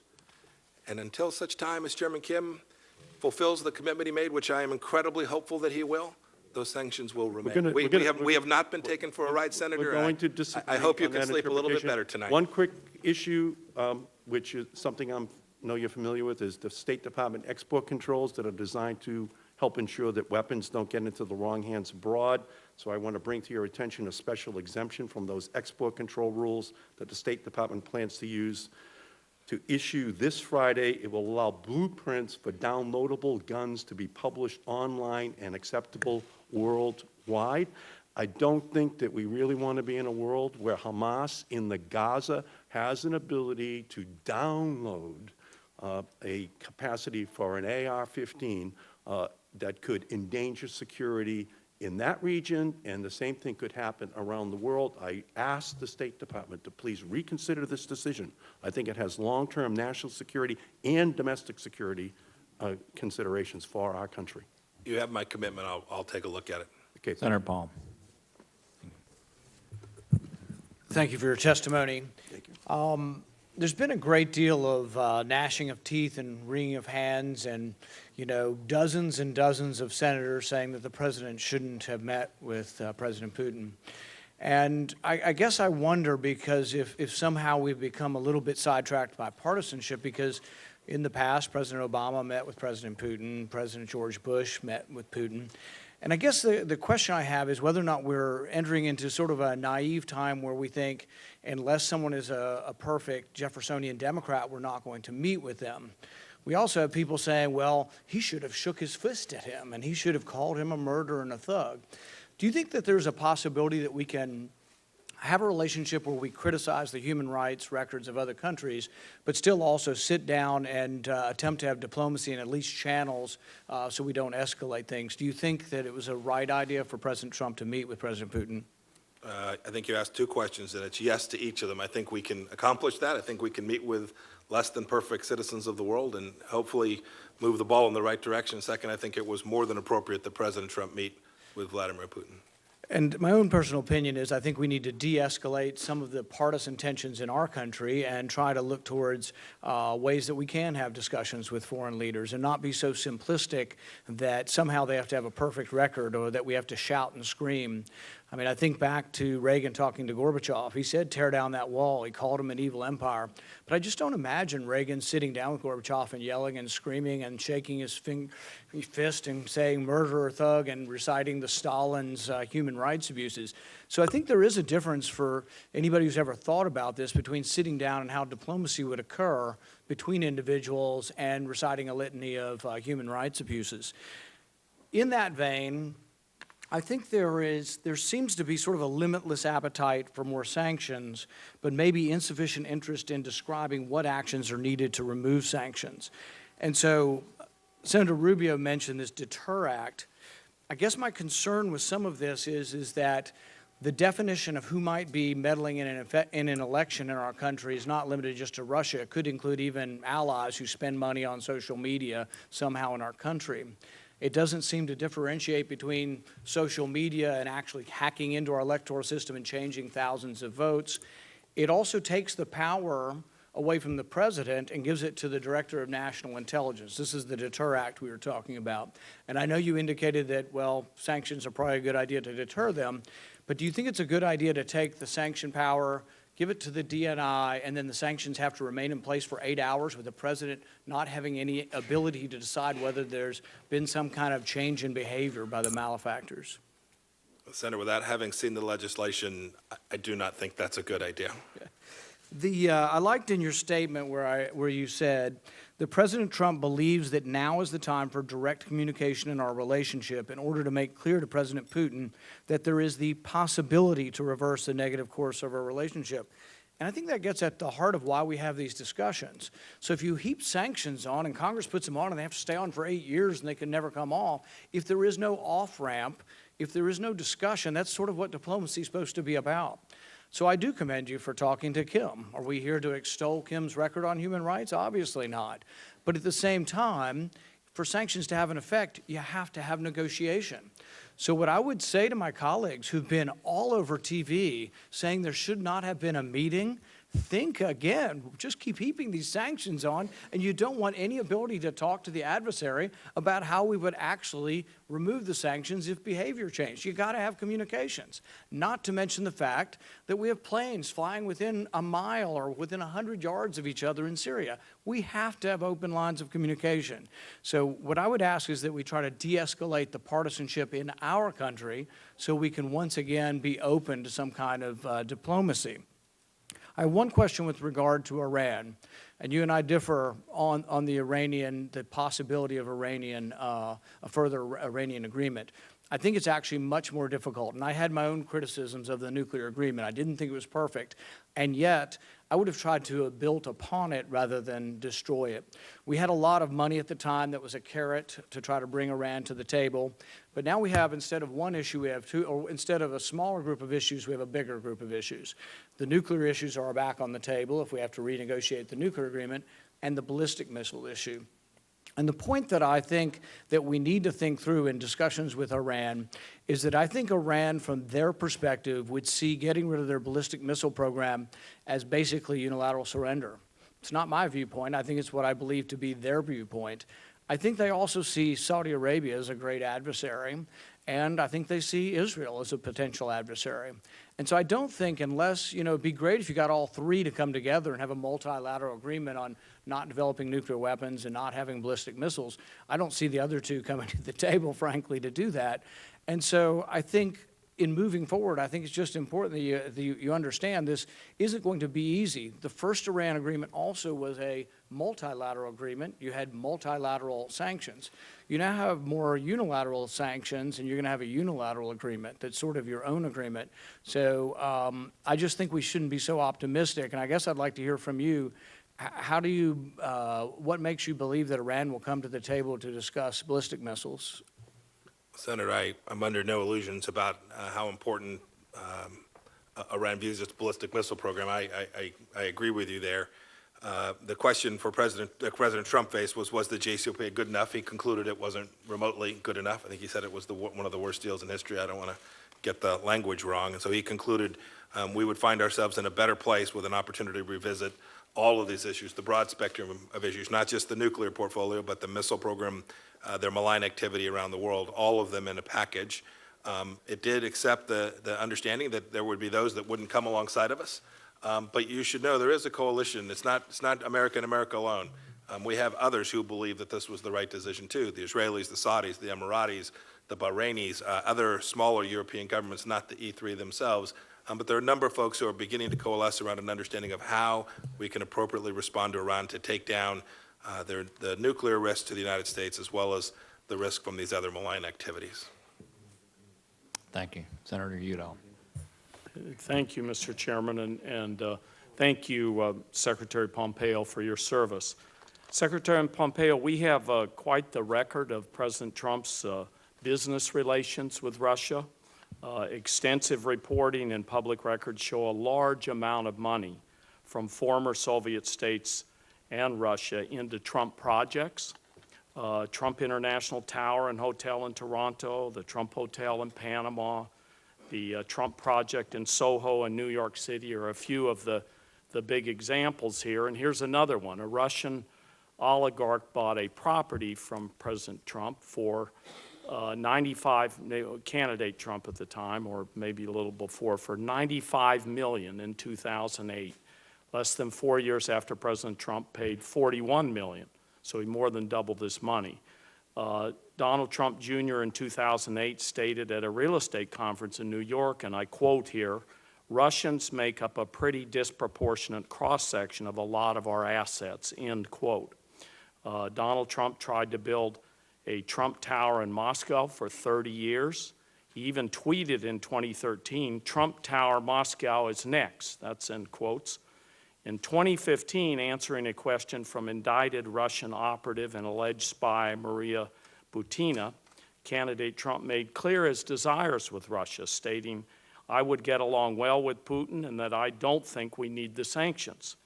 Now the Russian ambassador to the United States has said the president made, and this is his quote, "important verbal agreements with President Putin." And he seems to know more about Helsinki and what happened there than the Senate Foreign Relations Committee. As we saw in Helsinki and throughout his presidency and the campaign, this president is extremely sympathetic to the very Russian government that attacked and continues to attack our democracy and those of our allies. It's a fact of political life today that many Americans are concerned about the unthinkable that a U.S. president could have a compromising relationship with a foreign power. The president could clear this all up in 3 simple ways: releasing his tax returns and those of the Trump Organization and the taxes from the various family businesses, some of which we don't even know about. After Helsinki, do you think that the American people deserve to know what's in President Trump's tax returns and business interests that are intertwined with Russia? Senator, I'm going to try to stay out of the same political circus that you and I ended up in last time I was sitting here, and simply respond by saying this same president with which you seem to express such deep concern is engaged in a massive defense buildup, which threatens Vladimir Putin's regime. He instructed us to put together a nuclear posture review that has set Vladimir Putin on his ear because of its robustness and the recapitalization of our nuclear program. He's kicked out 60 spies. We've banned Kaspersky. Yeah, we put $11 billion in the European Defense Mr. Secretary, Initiative. you've already No, Senator, said actually, I that. haven't even begun to scratch the No, surface. but you haven't answered my question, so let me try it a little different way. Wouldn't you want to know, as Secretary of State, I mean, I'm taking you in your sincerity here as Secretary of State, whether all these Russian financial interests, oligarchs, and others are part of the decision-making of the president. I mean, wouldn't you want that out in the open and to understand what went on at Helsinki? It's an easy kind of yes or no question. Senator, I don't need secondhand understandings of what President Trump is instructing his administration to do to push back against Russia. I have firsthand understanding Well, and directives. Well, let And me not ask just- the question a little bit We've differently opposed here. Nord Stream 2. We've got a 4x30 out of NATO that also is a big setback for Russia. I mean, I'm happy to continue the list. I'm happy Yeah, to well, cease you're- there, but I will submit the entirety of this administration's actions against Russia for the Please. record, if I might. Please do. We'll back a truck up and get it on in here. Yeah, candidate Trump has failed to keep his promise to disclose his tax returns. Every presidential candidate since Richard Nixon has disclosed. Jimmy Carter even sold his peanut farm to avoid a conflict of interest. The situation with President Trump's potential foreign policy conflicts of interest is unprecedented and unacceptable. And under the Emoluments Clause, I think it's unconstitutional as well. But let me just ask a couple of questions about Helsinki. You talked about what you were tasked with. The Director of National Intelligence, Coates, stated that at the Aspen Security Forum that he did not know what happened during the one-on-one meeting in Helsinki. Did the President personally debrief you on this conversation, and are you 100% confident that you know everything that President Trump discussed with President Putin? That's a very easy yes or no. If you don't want to answer it, I'll move on to the next one. very Yes or a no? I'm very confident that I received a comprehensive debriefing from President Trump. Good, okay. Now, do you know for a fact whether President Trump or President Putin discussed any investments in Trump properties or any Trump projects, such as the previous attempt to build a Trump real estate project in Moscow? Senator, again, I'm going to try and stay out of the political circus. No, but were you, that question sir, gets were to the you political circus. tasked with that? You gave us a list of what you were I tasked came with. here to talk about American foreign policy today. I've attempted to articulate President Trump's policy All with of these respect to business Russia. interests are entwined, sir, with our foreign policy. Yes, a foreign policy that has led to a massive defense buildup, a nuclear posture review that has frightened Vladimir Putin, 60 spies, 219, 213 sanctions. Let me also ask you about an additional question on Helsinki. When I was a member of Congress, I tried desperately to get President Obama to do one of those things, and it When was unsuccessful. President Trump hosted top Russian officials at the White House last year, he bragged about how he had fired James Comey. At his press conference with Putin, President Trump called Special Counselor Mueller's investigation a disaster for the country. Can you tell us what President Trump discussed about the investigation during his private meeting with President Putin? I'm not going to talk about private Well, were comment. you tasked with anything in that respect? Senator, when I'm tasked about something for American foreign policy, I promise you this committee will know. Okay, and you weren't tasked with anything there. Senator, when I'm tasked with something by the President relates to foreign policy, I assure you that this committee will be made aware of it. Yeah. Thank you very much. Thank you. Senator Gardner. Thank you, Mr. Chairman, and thank you, Mr. Secretary, for your service to the country and your time with us today. When you were last here, I asked you a question about whether or not you agreed with Secretary Mattis that North Korea is the most urgent security threat the United States faces. In light of recent developments, do you still agree with that? At the time, you said that you did. Yeah, it's still a real priority. We also talked about do you believe it's the most urgent national security threat?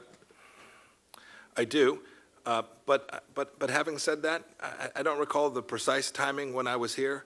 I think it was in April, perhaps. Yeah, so it is. The fact that we're having conversations and we haven't had additional missile tests and nuclear testing, maybe it's still a priority. I don't know how to think about it, but I'm optimistic that we're headed in a path that is the right direction, and we just got to get the rate of change. The testimony, you used the term final, fully verified denuclearization. In previous testimony, you've used the word permanent, verifiable, irreversible denuclearization. U.S. law says complete, verifiable, irreversible denuclearization. UN resolutions call for complete, verifiable, irreversible denuclearization. Are these the same terms? Do they mean the same thing? Precisely the same thing. Exactly. Full, complete, total denuclearization according to U.S. law and UN security resolutions. Yes, Senator. Why the different words? Sometimes one needs to just break away. Use a different Shake it term. up. I'm happy to use the term complete, verifiable, irreversible denuclearization. Yeah, they mean the same thing. Okay. The CVID declaration or determination, was that directly addressed at the Singapore summit with President Trump and Chairman Kim? It was. And it was brought up, the complete, verifiable, irreversible denuclearization. Why was it not in the communique following the Singapore Yeah, summit? I'd rather not talk about the course of the negotiations and how we arrived at the language that we did. Okay. Is North Korea still moving or making advancements, undertaking a nuclear program? May I answer that question in a different setting? You can't answer that question here? Yeah, I'd prefer not to. We'd love to provide that setting for you soon. Happy to do it if we need to. I'm happy to do that. Here, Senator, here I'm not trying to be cute. We're engaged in a complex negotiation with a difficult adversary, and each of the activities that we undertake is not going to be fully apparent to the world at the moment it is undertaken. And there will be processes and discussions that will be had that are important that they not be real-time disclosed. And as I answer one question and then choose not to answer another, it becomes patently obvious why I chose not to answer one or the other. And therefore, it seems to me that a blanket prohibition on heading down that path is the only way to ensure that I have the opportunity to negotiate this thing in a way that isn't being done in the Washington Post and the New York Times. I understand. I think it's a very important point of information that we get, though, to know whether or not North Korea is either overtly, covertly, however they are doing it, making advancements in their nuclear program or still continuing a measure of their nuclear program. I think that's very important for us to So I know. did answer one question that touches on that at least. I answered a question, I think it was from Senator Markey, about whether they're continuing to create fissile material, and answered that indeed that they are. The goal originally, I think, was a complete, verifiable, irreversible denuclearization by the end of the president's first term. Is that correct? Yes, Does that remain the goal? yes, more quickly if possible. When will we know if North Korea is moving toward denuclearization, concrete, verifiable steps? I don't know. I don't know the answer to that. I couldn't tell you what day. And by the way, I'm guessing this group would disagree about when that moment took place, that it is a process for sure. And some will find the first step along the way demonstration of, I think he said, substantial progress. Others may want to wait until we're almost done to declare substantial progress. So I can't answer that. It's definitely a process and will definitely take time. We've had a lot of discussions in this committee on strategic patience. The statement you uses patient diplomacy. Is the U.S. doctrine toward North Korea still one of maximum pressure? It is. I'll tell you, that difference is a little bit subtle, and perhaps I don't want to overstate the difference in the language. Here's what's different. Strategic patience was, in our judgment, standing around hoping that something worked right.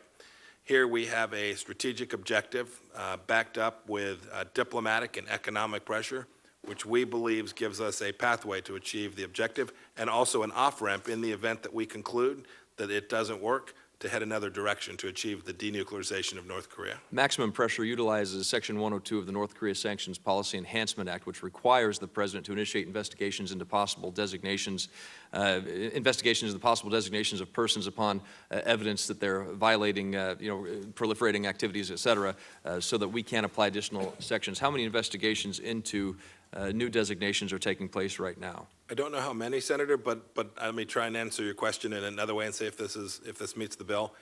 It is the case that this administration is continuing to work on enforcement actions for existing sanctions, for the existing sanctions regime. That is, we're not going to let it wander off. We're not going to let it weaken. You can't rename a ship and get out from underneath the sanctions regime. There are active enforcement work being done at the State Department and at the Department of Treasury related to North Korea. So it's your view that there are additional North Korean or Chinese entities that could be identified under for additional sanctions. Is that correct? Oh, yes, sir. And those designations are not being upheld or laid off? They will continue? We're going to use them in a way that we think increases the likelihood that Chairman Kim fulfills the commitment that he made to President Trump. And why haven't we seen any designations recently? I can't answer that question. I'd like to get an answer for that if we could. Has South Korea made additional requests to the United States for sanctions relief as it relates to additional activities with North Korea? So I think the requests that South Korea has made are public and have occurred through the committee up at the United Nations. So I think the list of things that the South Koreans are requesting in terms of either making sure that their activity is consistent with the sanctions regime. There are exceptions. There's humanitarian exceptions, so there are. And is the U.S. considering any of those sanctions, granting any of those sanctions? We're reviewing each of the requests that the North Koreans made. We approved one. To the South Korea. I'm sorry, to the South Korea, yes. I'm sorry, thank you for the correction. We approved one that had to do with a military-to-military communications channel. The others are currently under review. If we could perhaps get an understanding of what some of those measures are, that would be great. You gave a speech, a very, very good speech, Sunday, July 22nd, on Iran policy at the Reagan Library, as you mentioned. If you were to substitute the word Iran out and substitute in the word North Korea, would your speech still accurately describe the state of affairs in North Korea? Boy, it was a long speech, Senator. And basically, yeah, I think in large part it would be consistent. There is a difference in terms of their operational capacity for their nuclear program, but the nature of the two regimes is similar. I'm out of time, Mr. Chairman. Thank you. Thank you, Mr. Thank you. Before turning to Senator Merkley, I'm going to use a little bit of my time. You obviously acquit yourself very well, and those of us who know you and work with you have mostly, I know many of us, I'll include me, and I'll say most of us actually. I want to go with him this time. Okay. We have tremendous faith and your ability to make things happen, and we thank you for all the issues you're taking on. You're building a great culture in the State Department, bringing on people that are truly exemplary. We feel the same way about Secretary Mattis. The way he conducts himself and what he does. I think there's tremendous faith on both sides of the aisle in his abilities and what he does. Much of what you're hearing today has nothing whatsoever to do with you, and I would agree with you that the policies that we're putting in place in many cases are stronger than have ever been put in place. I agree with you. It's the president that causes people to have concerns. And I'd love to have some insights into you as to, for instance, at the Helsinki conference, to create an equivalence between our intelligence agency and what Putin is saying. That shocks people. I mean, you can imagine you saw Dan Coates' response afterwards, and yours today, I think, candidly was related to what he said at Helsinki. And then the notion of even thinking about exchanging diplomats, sending diplomats over to be interrogated by Putin, to even think about that, to let that be said as an official statement coming out of the White House, to, this is my opinion, and I believe it's right, to purposely cause the American people to misunderstand about the NATO contributions and to cause them to doubt NATO and to really drive public opinion against NATO. That, to me, was purposeful, not unlike what happened right after Charlottesville. And then Article 5, to go on television and say, well, why would we honor, I'm paraphrasing, but why would we honor Article 5 in Montenegro? We passed a law, I think only 2 people dissented, to send them into NATO. He signed it. I mean, it would be a dereliction of duty if he did cause that to be the case. So why does he do those things? I mean, is there some strategy behind creating doubt in U.S. senators' minds on both sides of the aisle, doubt in the American people as to what his motivations are, when we, in fact, have tremendous faith in you? I think you're a patriot. Tremendous faith in Mattis. But it's the president's actions that create tremendous distrust in our nation, among our allies. It's palpable. We meet and talk with them. Is there a strategy to this, or is it, what is it that causes the president to purposely create distrust in these institutions and what we're doing? Senator, I disagree with most of what you just said there. You somehow disconnect the administration's activities from the president's actions. They're the one and the same. Every sanction that was put in place was signed off by the President of the United States. Every spy that was removed was directed by the President of the United States. Go to the points I just made. Go to the points I just made. Talk to them. Talk to them. I know what we're doing. Talk to the points I just made. Here's what the world needs to know. Okay. With respect to Russia, this administration's been tougher than previous administrations, and I fully expect it will. The President's own words were, he's happy to figure out if we can make improvements with respect to the relationship between he and Vladimir Putin and change the course. But if not, he'll be their, I'll get the words wrong, he'll be their toughest enemy, most difficult enemy. I think I can prove that that's the case today. I think I have. Yeah. And so somehow there's this idea that this administration is free-floating. This is President Trump's administration, make no mistake, who's fully in charge of this, and who is directing each of these activities that has caused Vladimir Putin to be in a very difficult place today. Yeah. Well, look, you handle yourself in exactly the way you should, in my opinion, as it relates to comments. I notice that you are not responding to what I'm saying. I think I responded to everything that you Well, said, Senator. No, you didn't. And the fact is that you just didn't, okay? We And just the simply fact, disagree, Senator. No, we don't disagree. Hell, let's run the transcript again All if you right, want to talk we'll- about it. But the fact we'll is let the world that decide. it's the president's public statements that create concern amongst senators on both sides of the aisle. And I was asking you if, in fact, there was some rhyme or reason that this type of distrust or discord will be created. And I know you're not going to answer the question, Well, but actually, I'm trying to make a point as to why. I know you are. Why the And I'm opening trying to- comments and the questions and just the energy behind this hearing are what they are. It's not about you. and it's not about Mattis, and it's not what we're doing on the ground. Senator, you went through a long litany of statements, but let me give you, first of all, I will tell you, I talk to the same allies you do. I speak to their foreign ministers directly. It is the case that they are behaving differently today. There's no doubt about that. They are now scrambling to figure out how to make sure that they are fully part of NATO. Some of that is a result of the statements that you referred to, Senator. Yeah. Some of that is identifying Nord Stream 2 as a problem. I actually agree with that. Yeah, I agree with that. Right. These are the, well, there you go. I'll let the record reflect. I'll say Senator Corker some agrees. of the These actions. statements actually achieve important policy outcomes for the United States of America. Some of them do, Yep. and some of them very damaging. Senator Merkley. Thank you, Mr. Chairman, and thank you, Mr. Secretary. So in response to Senator Barrasso's question on New Start, I wanted to follow up a little bit. Both the United States and Russia came into compliance in February 2018, met the deadline on deployed nuclear warheads.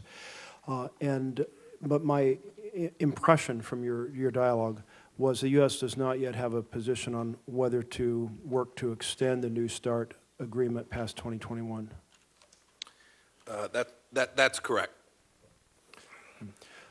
But We're very hopeful that we can achieve, we view them, they are individual agreements as a legal matter, and they can be worked on independently, but the deterrence model, the underpinnings, the framework of these nuclear agreements, they are connected, whether they be things covered by New Start, things covered by the INF Treaty, other provisions, they are of a part, and it is the case that we are, as we begin to evaluate how to approach that, we're trying to do it in a holistic way. Thank you. I think I can anticipate that this will be something that you and your team will be working on in the year ahead, setting the groundwork for understanding the options there. Thank you. So Russia oil tankers reportedly supplied fuel to North Korea via sea transfer for several times in 2017. President Trump made a reference in which he talked about saying that what China is helping us with, Russia is denting. And then he said specifically also, Russia is not helping us at all with North Korea. Did this issue of Russia bypassing the UN sanctions come up in the conversation between President Putin and President Trump? I think I can answer that question because I believe President Trump has talked about this.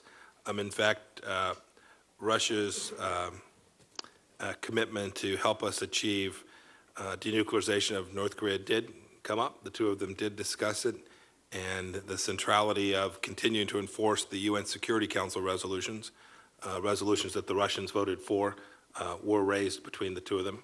I heard in a subsequent meeting at which I was president, I heard Vladimir Putin reiterate his commitment to doing each of those two things. And to follow up on your conversation with Tim Kaine about the communique from the Singapore summit and the details that need to be worked out in regard to having a survey to just the starting point, if you will, of a detailed nuclear agreement. When you have an agreement regarding the details of how such a survey of North Korean missiles, nuclear materials, and so forth, when you have that agreement, will you brief this committee on that?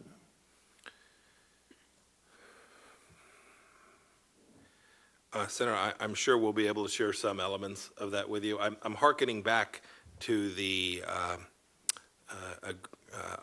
Iran agreement, the JCPOA, in which they provided a declaration which was knowingly false. That is, the administration knew did not reflect accurately the history of the Iranian weapons program. I promise you I won't do that. I promise you I won't lie about the contents of their declaration. If we disagree, if we think they're wrong, we will acknowledge that. I'll have to think through precisely how in the appropriate way we would share that information with you. But you have my commitment not to allow a false declaration to form a fundamental pillar of a nuclear agreement. Well, certainly, in the way that it did. I'll tell you, we all had JCPOA. privy not just to a briefing on it, but to the actual document and details. And so we had that standard. In fact, those were made public as well. Would you expect to meet those two standards eventually of reaching when the an agreement's agreement? complete, yes. I was thinking you were talking about sort of during the process. I believe those documents were made public. at the time that the legislation was being considered and when the agreement was final. We hope to bring this agreement to Congress, and it is, of course, the case that you would need to see the underpinnings of that agreement. And part of that would be there'd probably be a series of declarations associated with that. I'll tell you, it did bother me some that because those details haven't been worked out yet, that the president already conceded to setting aside the joint exercises with South Korea. What are the South Korean leaders briefed in advance of that announcement? Senator, I'm going to leave that to the Department of Defense to answer. It would have been conducted in military channels. President Trump blamed poor relations with Russia on U.S. foolishness, and I'm surprised he blamed U.S. foolishness rather than Russia annexation of Crimea, of their occupation of eastern Ukraine, of their attacks on individuals in Britain, of their support of the Syrian government when the Syrian government is using barrel bombs and gas on its own people, and given that Russia's significant cyber attack on our elections. Do you believe that the poor relations with Russia is a result of U.S. foolishness? Senator, I think there are countless reasons. You identified several. I could go on about the reason that we find ourselves in this place with Vladimir Putin and his regime today. Not a good place, to be sure. A place that the president is working to develop a relationship to try and reconfigure, at least at the level of making sure these two leaders understand each other and know how each other are thinking about the problem set. I think that's important and appropriate, and Okay, hopeful he can be successful in that. It's a nice essay. It didn't answer my question, but I'll go on. The president has also said there's no longer a nuclear threat from North Korea and that we could all sleep well. Given that we don't yet have an agreement on even surveying the stockpile of what North Korea has, or an agreement on eliminating their weapons or their missiles, or an agreement on verification strategies, shouldn't we more accurately approach this from the viewpoint that there is still a nuclear threat from North Korea? The president's team is working to eliminate it, but it is still a nuclear threat as of today. Yes, I think the president would agree that the primary systems that have threatened America continue to exist. I think what his comment was that the tension had been greatly reduced. We're at a point where it was possible that there could be a miscalculation. I've got 20 seconds, so I wanted to ask you one last question on a completely different topic. Fortify Rights, a human rights group that traveled to Burma to document what happened at the Rohingya, came out with a report detailing devastating atrocities, which you've also seen from elsewhere. And we also have the report that Senator Brownback, our ambassador on religious freedom, is making. Is it time for the Senate to act on the sanctions against the Burmese military that we passed out of the Senate Foreign Relations Committee?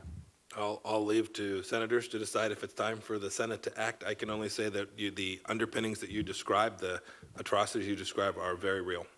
Well, I would say this is the type of thing where executive leadership makes a difference in giving direction to this body. And so that's why I was seeking your and the president's opinion on whether it's time to really send a strong message against such ethnic cleansing and genocide.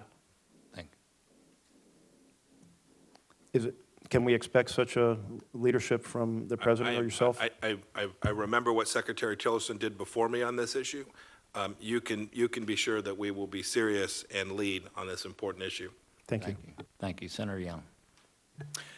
Mr. Secretary, thank you. I appreciate your stamina. You've been here for quite a while. I want to let you know how much I appreciate your leadership as you've filled this role during this tumultuous period in international relations. I have to say, since you've taken this position, the interaction our office has had with members of the Department of State and with you individually has really markedly improved, and so I'm appreciative of that. One of the axioms of diplomatic or military strategy is that you want to unite your allies and divide your enemies. And as I see it, this is one of the things that Vladimir Putin has been succeeding in doing. He seeks to divide and weaken NATO, for example. He wants to divide the American people. And the more we make Russia's meddling in our own elections a partisan issue, I think the more we play into Putin's hands. The intelligence community has been clear and consistent. Russia did indeed meddle in our elections. So I think we need to stand together as Americans, not as Republicans or Democrats, with respect to this issue. What are your thoughts on this matter, Mr. Secretary? Senator, I think it is the case that the Soviet Union and now Russia's efforts to undermine Western democracy are long and continuous. I think they occurred in 2016. I am confident that the Russians are endeavoring to divide, to separate us from our allies, to create space, to find partners for themselves around the world, in the same way that we will go out and work diligently with our allies. I always think that having a united United States, folks who come at these problems with seriousness and thoughtfulness towards a shared goal, increases the likelihood of America prevailing in these challenges, against these challenges. Well, I happen to agree with you, and I hope that my colleagues and I will adopt a tone and approach to this very serious issue, which impacts all Americans, in recognition of everything you just said. So, Mr. Secretary, just about an hour ago, President Trump convened a joint press conference with the President of the European Commission, Jean-Claude Juncker.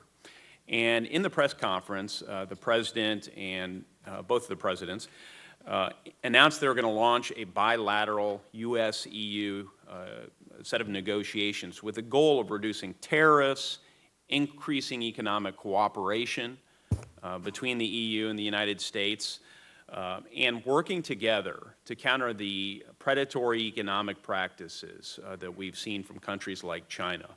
I can't tell you how encouraged I am by this. I think with our collective leverage brought to bear, perhaps even ultimately pulling in other G7 countries like the Japanese, we have a real possibility of reducing the intellectual property theft, reducing the incidence of joint technology, forced technology transfer, of state-owned enterprises dumping things into our own economy, precisely the sorts of objectives I know the administration has. So do you agree that the United States moving forward has to prioritize a trade dialogue with the EU in order to eliminate current retaliatory tariffs on farmers and manufacturers in places like Indiana, as well as to effectively combat China's nefarious activities?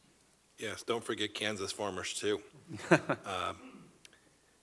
So I don't have the benefit of having seen the press conference. I was sitting here. I didn't see the announcement or what they said. I know this was one of the things that President Trump was trying to accomplish in his conversations with Mr. Juncker. It sounds like they made at least some progress in that regard. Look, the president has been clear with respect to trade policy. Europeans won't accept our agriculture products. There are other markets that are close to us. He is endeavoring to get them opened. He is trying to drive towards 0, 0, 0, right? Zero tariffs, zero non-tariff barriers, zero subsidies. That's the place he's trying to get the whole world, and he is confident that when we get there, Americans will outcompete the rest of the world. And whether it's manufacturers or innovators or farmers or all of the above, they'll ultimately be very successful, and there'll be enormous wealth creation, not only in the States, but elsewhere as well. Well, I'll just add that I find this effort of working cooperatively with the EU and other major economies as coherent and workable if we're trying to really address the greatest challenges, which is those seen by the state capitalist countries, China being the worst offender. I don't have as much clarity with respect to our trade strategy as I'd like to. It's one of the reasons that I keep emphasizing I think we need to actually have a written one, just as we do a national security strategy. But very appreciative of President Trump's announcement today. Lastly, Mr. Secretary, I'd like to call to your attention that my home state of Indiana is home to 23,000 Burmese Americans. And as I travel the state and listen to so many of my constituents that are Burmese Americans, they reiterate to me three things. Number one, they express grave concern regarding the Burmese military's atrocities against the Rohingya, and they want to see those perpetrators brought to justice. Number two, they reiterate a desire to expand people-to-people ties between Burma and the United States. And thirdly, they expressed concern regarding the treatment of Chin Christians in Burma. Now, I note that you're hosting this week the Ministerial to Advance Religious Freedom focused on combating religious persecution and discrimination. And as we appropriately address within that forum the Rohingya crisis, I just ask the department to continue to also make clear to the Burmese government that all religious minorities, including Christians, should be respected. So, Mr. Secretary, will the Department of State work with my office to not only continue our joint efforts related to the Rohingya, which I support, but also to encourage the Burmese government to end any policies whatsoever that treat Christians as second-class citizens? Yes, Senator, we will. Thank you. Senator Murphy. Thank you very much, Mr. Chairman. Thank you, Mr. Secretary, for being here. I certainly associate myself with many of the comments by the chairman. I think we've got an administration, a president who's making up foreign policy on a day-by-day basis. I think you've got a tiger by the tail. You have a difficult and enviable job, and I appreciate you spending so much time with us here this morning. We focus on words from the president because our allies and our adversaries listen to those words and they calibrate their actions based upon those words. And well, you're right that the president about 20 to 30 hours later did correct himself after the Helsinki summit to say that he did indeed agree with U.S. intelligence services and not with Putin. 5 days later, he went back on Twitter and said this. So President Obama knew about Russia before the election. Why didn't he do something about it? Why didn't he tell our campaign? Because it is all a big hoax. That's why. So that's the most recent statement from the president, saying that Russia's interference in the election is all a big hoax. So I guess my question is, why shouldn't we accept this most recent statement from the president as U.S. policy rather than the statement that you referenced on July 17th? Well, Senator, I can't go through the litany of all the statements you just gave. I have a list from January 17, June 17, July 17, July again, July and 17, November 17, March 17.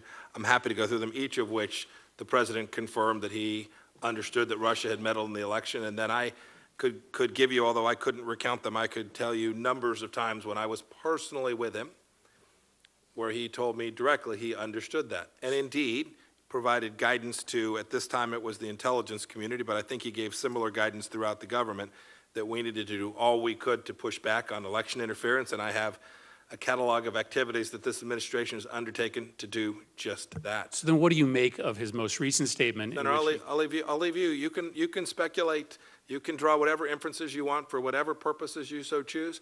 Here's what I can tell you. I can tell our allies. There's no inference. I mean, it's a statement from the president in which he says that the Russian interference in the U.S. election is a hoax from July 22nd. There's no inference that I need to draw from that. That's the president's statement. Senator, you are certainly trying to draw inferences about the American policy, and I am laying out for you American policy. And I'm happy. Let me talk to you about what we've done on election interference, if I might.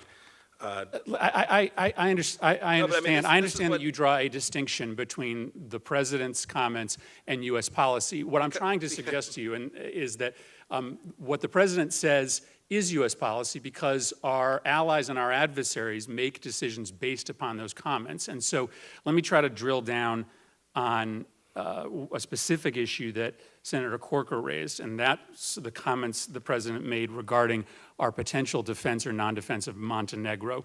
Tucker Carlson asked him a question suggesting that Montenegro is too small to be defended, and the president responded by saying, I understand what you're saying. I've asked the same question. Montenegro is a tiny country with very strong people. Now, I know you are going to tell me today that the official policy of the United States is to defend Montenegro and to defend our NATO allies. But can you understand why we would be concerned that the president would draw a question as to whether we would defend Montenegro? Because in the end, that is a communication to Vladimir Putin about whether the president is going to come to NATO's defense. As you know, an attack on NATO won't be a Russian army moving across a border. It'll be a hybrid attack, a disguised attack. There will be some question as to whether the United States should respond or not. So can you at least understand why we are concerned about the president raising questions about the utility of the United States defending Montenegro? So I think the president's been unambiguously clear, and I can go read you his policies. And if I know, but you're going to were- refer to his policies or the Because- separate statements. I'm asking you about this statement. Senator, because Explain it to us. Senator, What did he mean? Senator, the policies are themselves statements as well. Indeed, they're the most important statements that the administration makes. Well, policies are statements and statements are policies. It goes No, both that's ways. not true. That's absolutely not true. People I make lots of statements. They're not U.S. policy. The president says things, right? The president makes comments in certain places. We have a National Security Council. We meet. We lay out strategies. We develop policies, right? So how do I know the president difference? then sets the course. How do I know the difference between a presidential statement that is not a policy and Senator. a statement that is? Senator, here's what you should look at. Compare the following: Barack Obama speaking tough on Russia and doing nothing. Those Not were true. It is true. I understand you want to rewrite the Obama policy on Russia, but that's simply Okay, not true. He organized all let's of go. Europe Let's and all go, of the Senator. world Let's go task for task. to put a comprehensive, unprecedented set of sanctions on Russia. So The man said he would have more flexibility after I'm the not listening. election. My question isn't about. I know you want to turn constantly No, back I to. just want to look at facts to and President policy, Obama. Senator. I'm trying to get to U.S. policy. It's what I do. I'm America's chief diplomat implementing U.S. policy. I think you have been dealt a tough hand, and you do a credible job with it. Let me turn. Let me ask a less adversarial question to end with. I think you said two very important things on North Korea. You said that they have agreed to denuclearize, and that they understand our definition of denuclearization. That's correct. What is most important is that those two statements link, is that they have agreed to denuclearize according to our definition of denuclearization. Is that your testimony today? The definition was set forward, and denuclearization was agreed to. I don't know what else to. I'm not trying to give you a hard time. I'm just trying to understand. And I'm trying to articulate what's been agreed to. We made clear what we viewed as the scope of denuclearization. It's not dissimilar to what how the UN has characterized it and how the South Koreans have characterized it. And when we did that, the North Koreans said, yes, we agreed to denuclearize. So your understanding is their commitment is upon our definition? Yeah, it is, Senator. Yeah. Okay. Thank you, Mr. Chairman. Before turning to Senator Isaacson, so in essence, the communique that we saw coming out of the Singapore meeting, that is the sum total of the agreement we have with them. Yes, we've also had conversations after that. It is also the case that agreement incorporated the Panmunjom Declaration, which in turn incorporated previous inter-Korean agreements as well. So the Singapore summit is stacked on a series of agreements, each of which is encompassed within the agreement between President Trump and Chairman Kim. So you can look to the full breadth and scope of those agreements about things the North Koreans have committed to.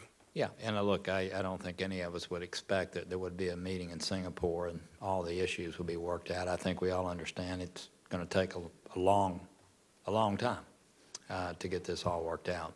Senator Isaacson. I spent all week trying to come up with intuitive, brilliant, incisive questions to ask you, recognizing how intelligent and articulate you are, and I ran out of everything except one thing. I had it written down here to be the first question I'd ask you, and then by golly, the president of the EU had an agreement while we're sitting in here listening to this that answered my question, but I want to repeat it anyway. Are you seeing consequences of the trade proposals of the presidents, particularly the 232 and the tariffs being applied, having any impact diplomatically on the United States of America? Yes. I do too, and the reason I brought it up is this. Actions have consequences, and I hope the administration will look to the State Department for insight and advice on the effects of the tariffs on the diplomacy of the United States of America vis-a-vis the rest of the world, because it has a significant impact, because ag is the #1 thing upon which we're going to get levied the punitive tariffs by the people we're trying to raise tariffs on now.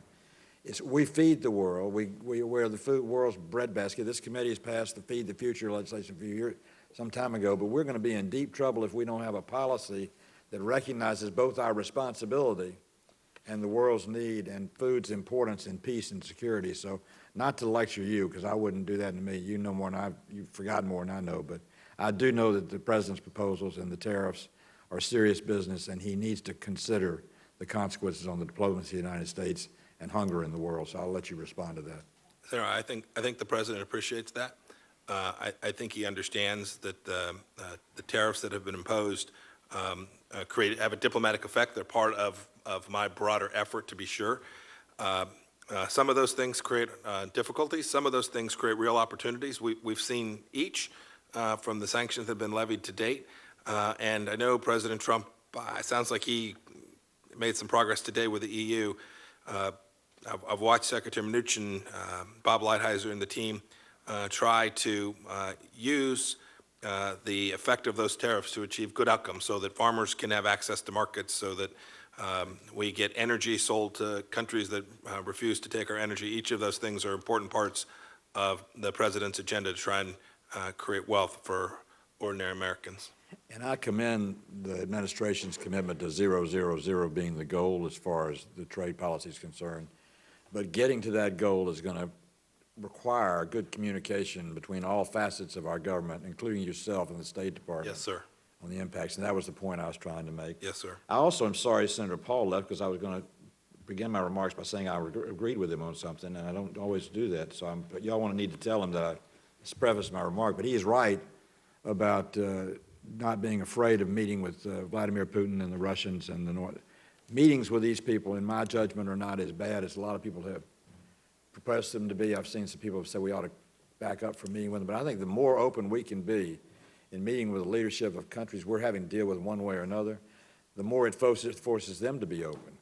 So it's really, what the President has done when he went to North Korea is all of a sudden Kim Jong-Un was sitting on the other side of the table and said, I'm sitting across the table from the President of the United States, the world media is here, and they're looking to me for answers. And all of a sudden, after it's all over and the pomp and circumstance is all over, North Korea's got to be accountable, or it's going to have pressure to be accountable. So I think the President's engaging these leaders makes an awful lot of sense in terms of bringing them out to surface in the dealings that we have with them. And I just wanted to throw that in there because I think it's an important thing. Lastly, on bipartisanship, Senator Coons is here, who, by the way, had a significant role in your getting confirmed, as you know, and you and I have talked about that. So I'm proud of my friend Chris Coons, and I'm proud of you, and you're a great choice for Secretary of State. But he and I have worked together on State Department issues and trade issues and tariff issues on behalf of poultry in the United States of America, in particular with the South Africans, who we cracked down the door here 2 years ago, and now we're getting 19 million metric tons of chickens from Delaware and Georgia sold to the South Americans who love them and are eating them. And it pointed out to me once again to reinforce what I did in my first statement about ag. We have such a powerful force with our agricultural productivity and the level to which we've taken in our technology in agriculture. We need to use that as a tool for our relationships around the world. And I know you want to do that and want to be a part of that. And you can help us in doing that, because every time we make a trade deal that sells Georgia chickens or Delaware chickens to the South Africans is good for Georgia and Delaware, but it's good for America too. Amen. I agree, Senator. Thank you for your service to the country. Thank you. Thank you. I'm not sure if Senator Coons wanted you to advertise that again. I'm sure a social media account will have a lot of incoming and explaining, but with that, Senator Coons, I'm thankful for the role you played. Thank you, Mr. Chairman, and I was grateful for an opportunity to just show a little courtesy to a dear friend, Senator Isaacson, in that previous incident you're referring. And I will, at the risk of not being as gracious as I should be, just share that when Senator Isaacson and I met with the South African minister, that meeting was to hear their concerns about the impact of the steel tariffs on a very important alliance Chairman Corker and I recently were in Sweden and had a chance to hear from them about their concerns about the steel tariffs. I am encouraged by the announcement that's just come out an hour ago about the meeting with EU leadership, but remain very concerned that some of our closest allies around the world are getting the wrong message. In a dinner last night with the Canadian ambassador, a large bipartisan group of us were there to try and reassure them. I do think that we should be corralling our allies and partners in confronting China's aggressive, prolonged, and inappropriate trade actions and avoiding some of the needless harm we've caused to close alliances. The point of the South African meeting was that they are preparing countervailing tariffs that might well shut down our access to their market. But I'm not really here to talk about chickens, as much as I do love talking about chickens with my friend Senator Isaacson. Mr. Secretary, I just wanted to say first, thank you for this very long hearing. I want to confirm a number of senators have asked you pointed questions about progress with North Korea, with Russia, issues around Syria and Iran, and you've said not in this setting. Will you return soon to brief us in a classified setting, because there's a number of important and pressing things we really haven't been able to address today. Will you come back and give us that classified brief? Of course. Thank you. Of course. And a number of senators on both sides have recognized that you've got an important role in a very difficult time. I want to up front just say I was pleased to hear about the Crimea Declaration. I think it's important for the administration to be forceful and clear about our position with regards to Russia's illegal annexation of Crimea. I remember my whole childhood, there was a little box in every American map that said we refuse to recognize the illegal annexation of the Baltic states by the Soviet Union in 1940. And for decades, folks thought that was just aspirational and would never happen. Today, the Baltic states are free, they are NATO allies, and the chairman and I recently visited Latvia as well and heard from them about their determination to remain free and to take strong steps against Russia's interference. Finland and Latvia, the Baltic states, other allies of ours in that region are prepared to invest more in their own defense and to strengthen their defenses against Russian interference in their upcoming elections. There's elections in Latvia and Moldova and Sweden that are happening soon. What best practices are you seeing among our European allies? What tools do you think the State Department can and should be using? And how should we be doing, as you put it, everything we can to push back on likely election interference by Russia to our vital allies as well as to our upcoming midterm elections? Yeah, it's a good question. We, the United States government, my previous organization, Intelligence World, did a great deal of work with our European partners. We did it with the German election, the French election, try to help identify threats and vectors, good, solid intelligence sharing. I think that's an underpinning so that these governments can understand the threats. Sometimes America is better positioned to see them and observe them than some of these other countries that are smaller with fewer resources. And then I think it's also important, and we've begun to do this, that countries begin to share the actions that they observe. That is, not only the precursors, the indications, but what actually took place, to download so that we can begin to understand how to push back. I think it was Senator Paul who said earlier, there's lots of variations on the theme, right? There are overt efforts, there are, call them Covert efforts. Covert efforts, there's influence operations, there are lots of methods by which adversaries, not just Russia, can attempt to undermine elections and democracies. We have an obligation to the Europeans, and it benefits America as well, if we try and help them ensure that their democracies are protected as well. And I do think we would benefit from hearing more and more regularly and more clearly what we are doing with our close allies to convey that we get what is happening to them and that we are concerned about what's happening to us. Frankly, I want diplomacy to succeed. I prefer an environment of diplomacy to one of a perception of imminent conflict with either North Korea or Russia.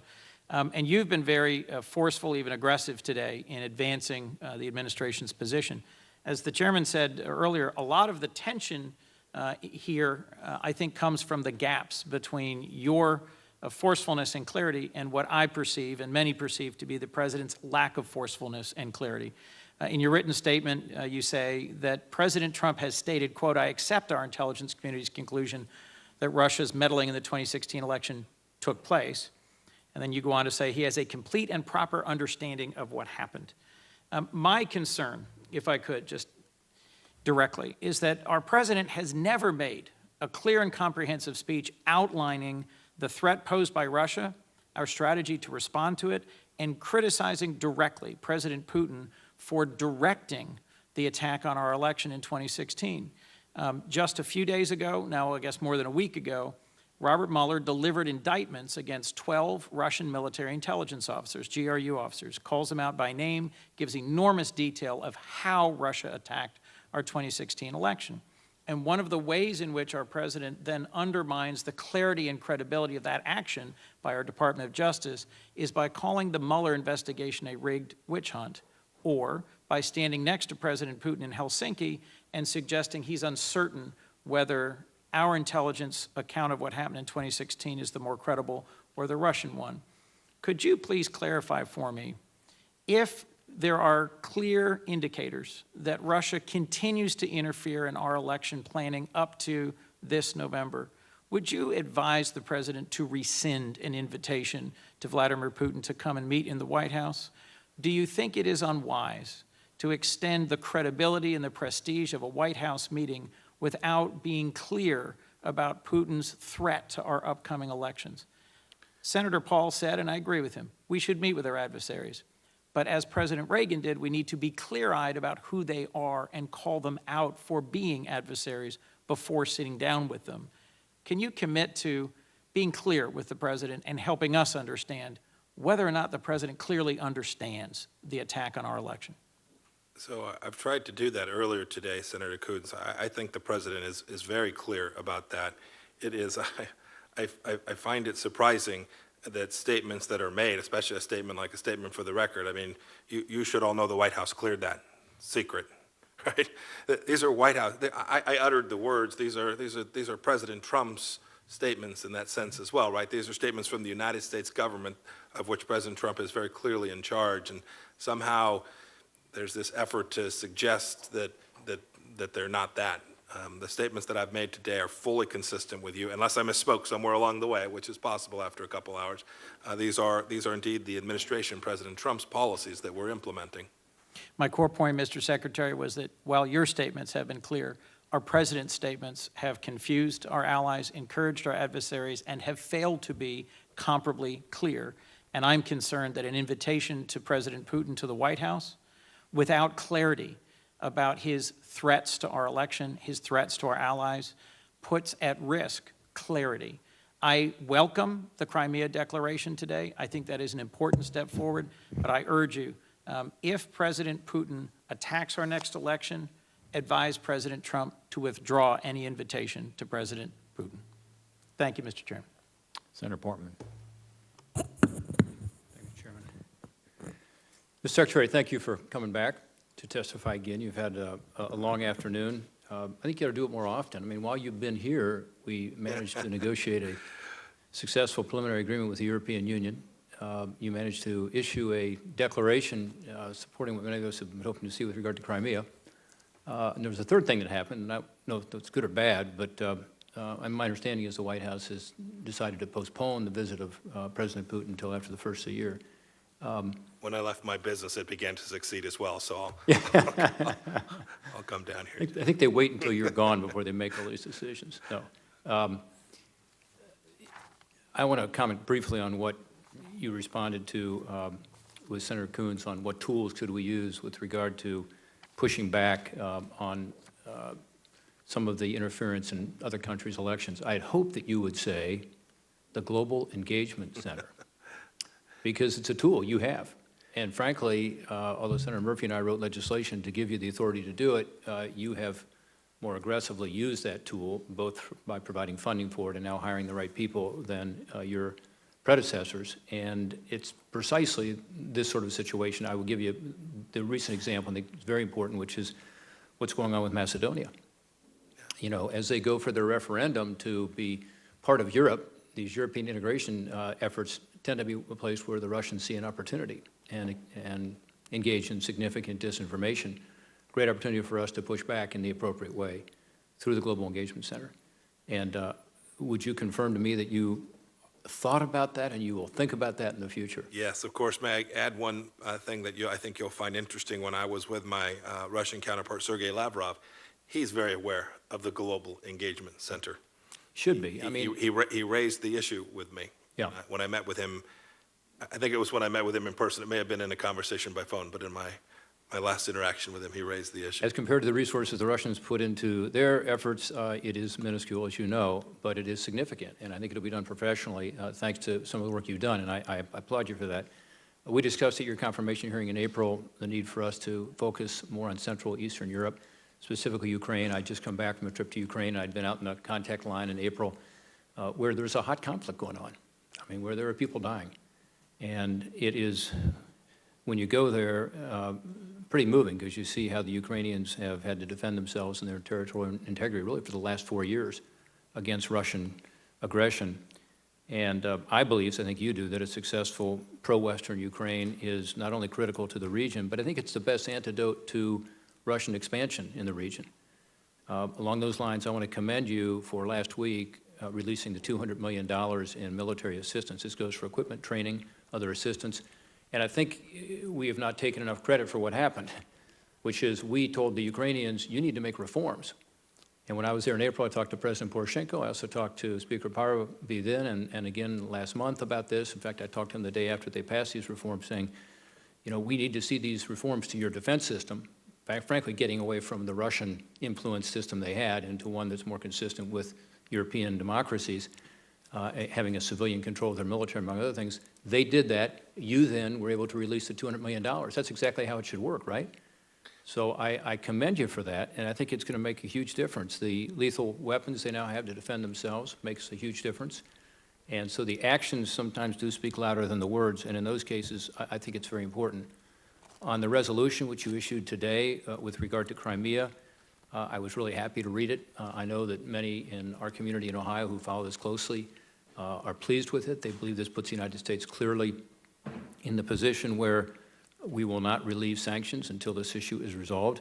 And I would ask you today, can you confirm that the Russians have a clear understanding that sanctions related to Crimea will not be able to be reduced or certainly eliminated so long as Crimea remains an issue? I think they did before this statement, and I'm confident after the statement that the president released, that will reaffirm their understanding. Do you believe the Russians have a clear understanding that sanctions related to their actions in eastern Ukraine along the border cannot be altered without real implementation of the Minsk agreement and the end to that aggression in Ukraine? There's a lot of talk about new sanctions, as you know, with regard to Russia. And I do support us having a better bilateral relationship with Russia. I think it's important. We're two major nuclear powers. They've got a lot of weapons pointed at us. I also support discussions that are prepared. I think it's very important that our statements, both in private and in public, are clear and consistent. And I think that needs to happen from the president all the way down to our diplomats such as yourself. And again, I think you have done that. I think that was the issue with Helsinki. In addition to what's going on in the eastern border of Ukraine and Crimea, I think there's a clear consensus in the national security community, not just the IC, but the National Security Committee more broadly about the severity of the short and midterm threat that Russia poses. Its espionage, its cyber, its information capabilities, meddling in the 2016 elections and now in the 2018 elections. Our intelligence communities seem to have a consensus around that, including you in your previous role.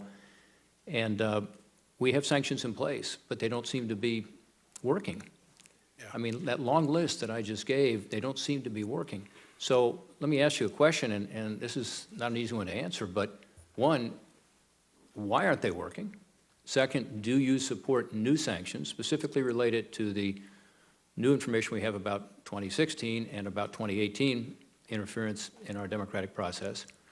And if so, what kind of sanctions would be more effective? So your point is well taken. There continues, in spite of the work that's been done by this administration, there continues to be Russian malign activity. We have to use sanctions as a tool. You talked about the Global Engagement Center. I think there are many tools that we can use. In my role as a diplomat, we have a handful, and we are working to do what I think it was Senator Rubio at the beginning of this hearing described as raise the cost sufficiently and convince Vladimir Putin that it's not in his best interest to continue this behavior. That's going to be difficult. I know precisely who Vladimir Putin is. I know his history, but that's the task. The task is for us. The U.S. government, that includes you and the executive branch, to raise the costs on Russia sufficiently that they cease this malign activity that adversely impacts the United And do you States. believe new sanctions are appropriate to raise the cost in I do. I response think to new information we've received? I do, Senator. If we can find the right places and the right leverage point, the things that will actually make a difference to Russia, I think it would be constructive to head down that path.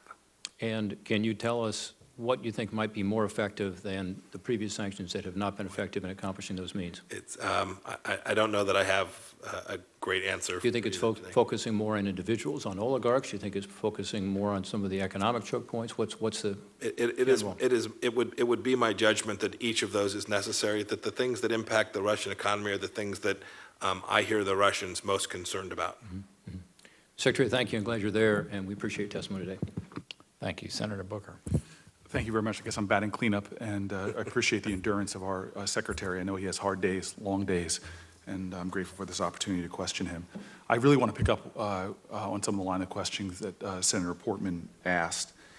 It is important what presidents say, and you and I come from that school, I imagine, where you have Ronald Reagan's clear, unwavering commitment to standing strong against then the Soviet Union. You saw it in the next George Bush. You've seen it in presidents. And so here's a clear statement of fact that the president tweeted out. I'm concerned that Russia will be fighting very hard to have an impact on the upcoming election, which is consistent with intelligence communities, that they're continuing to attack. Of course, he said, based on the fact that no president has been tougher on Russia than me, they will be pushing very hard for the Democrats. They definitely don't want Trump. They don't want Trump. Now that obviously was surprising to see, given that we just heard from Vladimir Putin that he prefers Trump. But I'm concerned that the president doesn't understand that this ongoing threat is happening. When he came out of his secret meeting with Putin that was shrouded in secrecy, he said our relationship has never been worse until it is now, because that's changed as of about 4 hours ago. Has anything changed in the Russians' attacks or ongoing threats to our 2018 elections?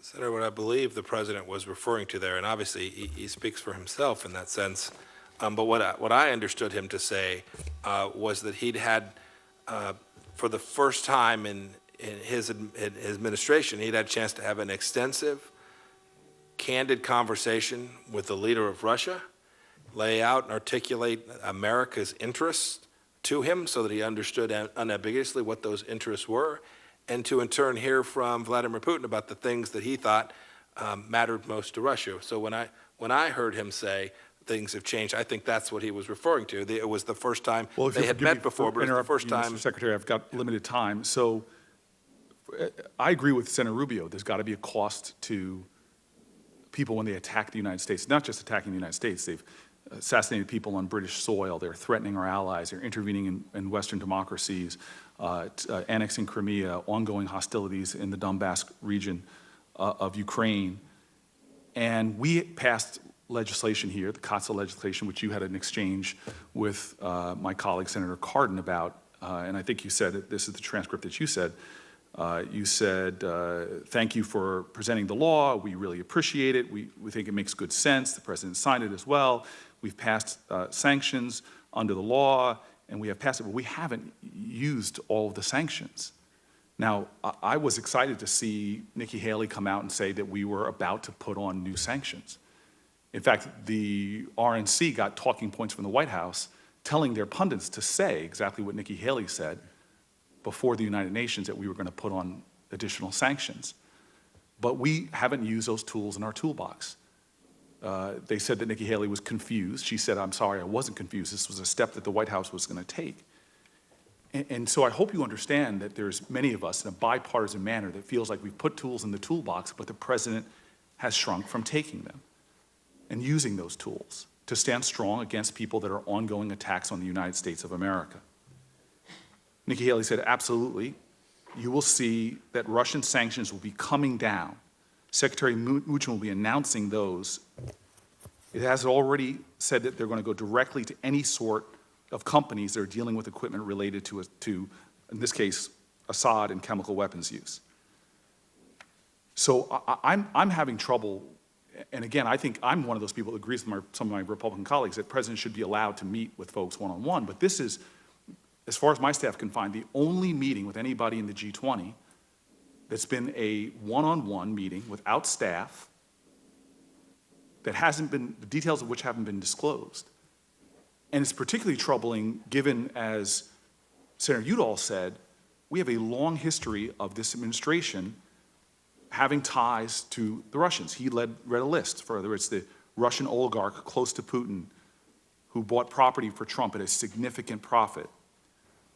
Whether it was Trump tweeting about his deals, whether it was Trump Jr. talking about Russians make up a disproportionate cross-section of our assets, whether it's Maria Butina, who's asking a question with Trump responding, I don't think we need more sanctions. I don't think we need sanctions.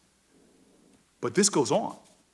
As Senator Coons just said, we have a president that right now sees that we have an ongoing investigation into the very attacks that the Russians did to us that have resulted in over 80 charges, over 30 people being charged, people in the administration, people in the campaign. And this is a president that is having private meetings with the Russians. Now, this is actually not the first private meeting that he had.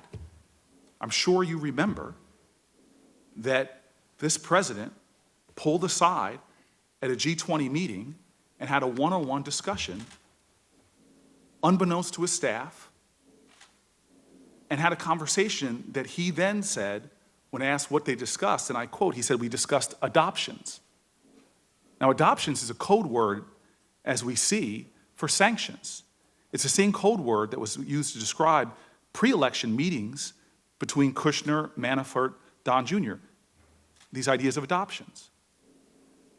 Now, you haven't asked, I've listened very closely, I'm the last person to ask questions, but you've refused to even say if relaxing sanctions, directly, if relaxing sanctions was part of the meeting that the president had.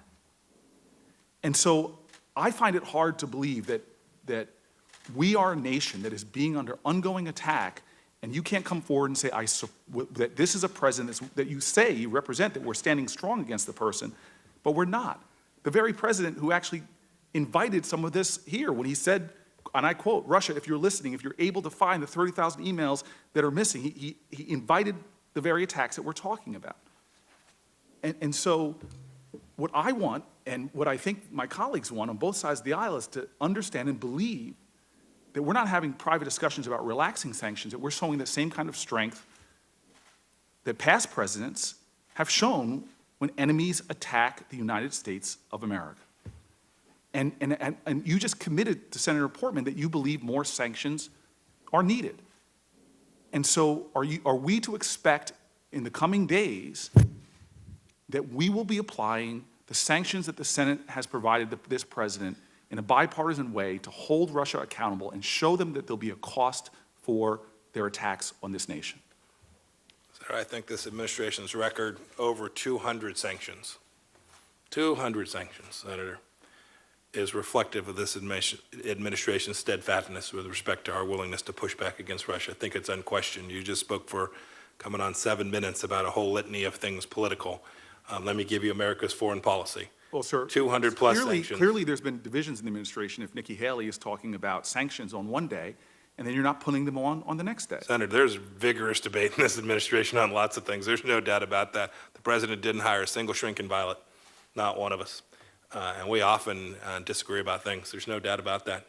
And sometimes we prevail, and sometimes we don't. The president calls the ball, and the president called the ball over 200 times to sanction Russian entities. That's pretty strong. The president is not using the tools that the United States Senate. We've used CATSA, we've complied with CATSA, we will continue to comply with CATSA. I put this administration's work on sanctions against Russia. Let's just rack and stack. Then I'll conclude, for the last 8 years. Mr. Chairman, I want to conclude with entering into the record the President of the United States statements on CATSA, and I will read them and put the whole statement in the record. This is what he said on the day CATSA was introduced. Since the bill was first introduced, I've expressed concerns to Congress about the many ways it improperly encroaches executive power, disadvantages our company, and hurts the interests of this nation. Still, the bill is seriously flawed. particularly because it encroaches on an executive branch's authority.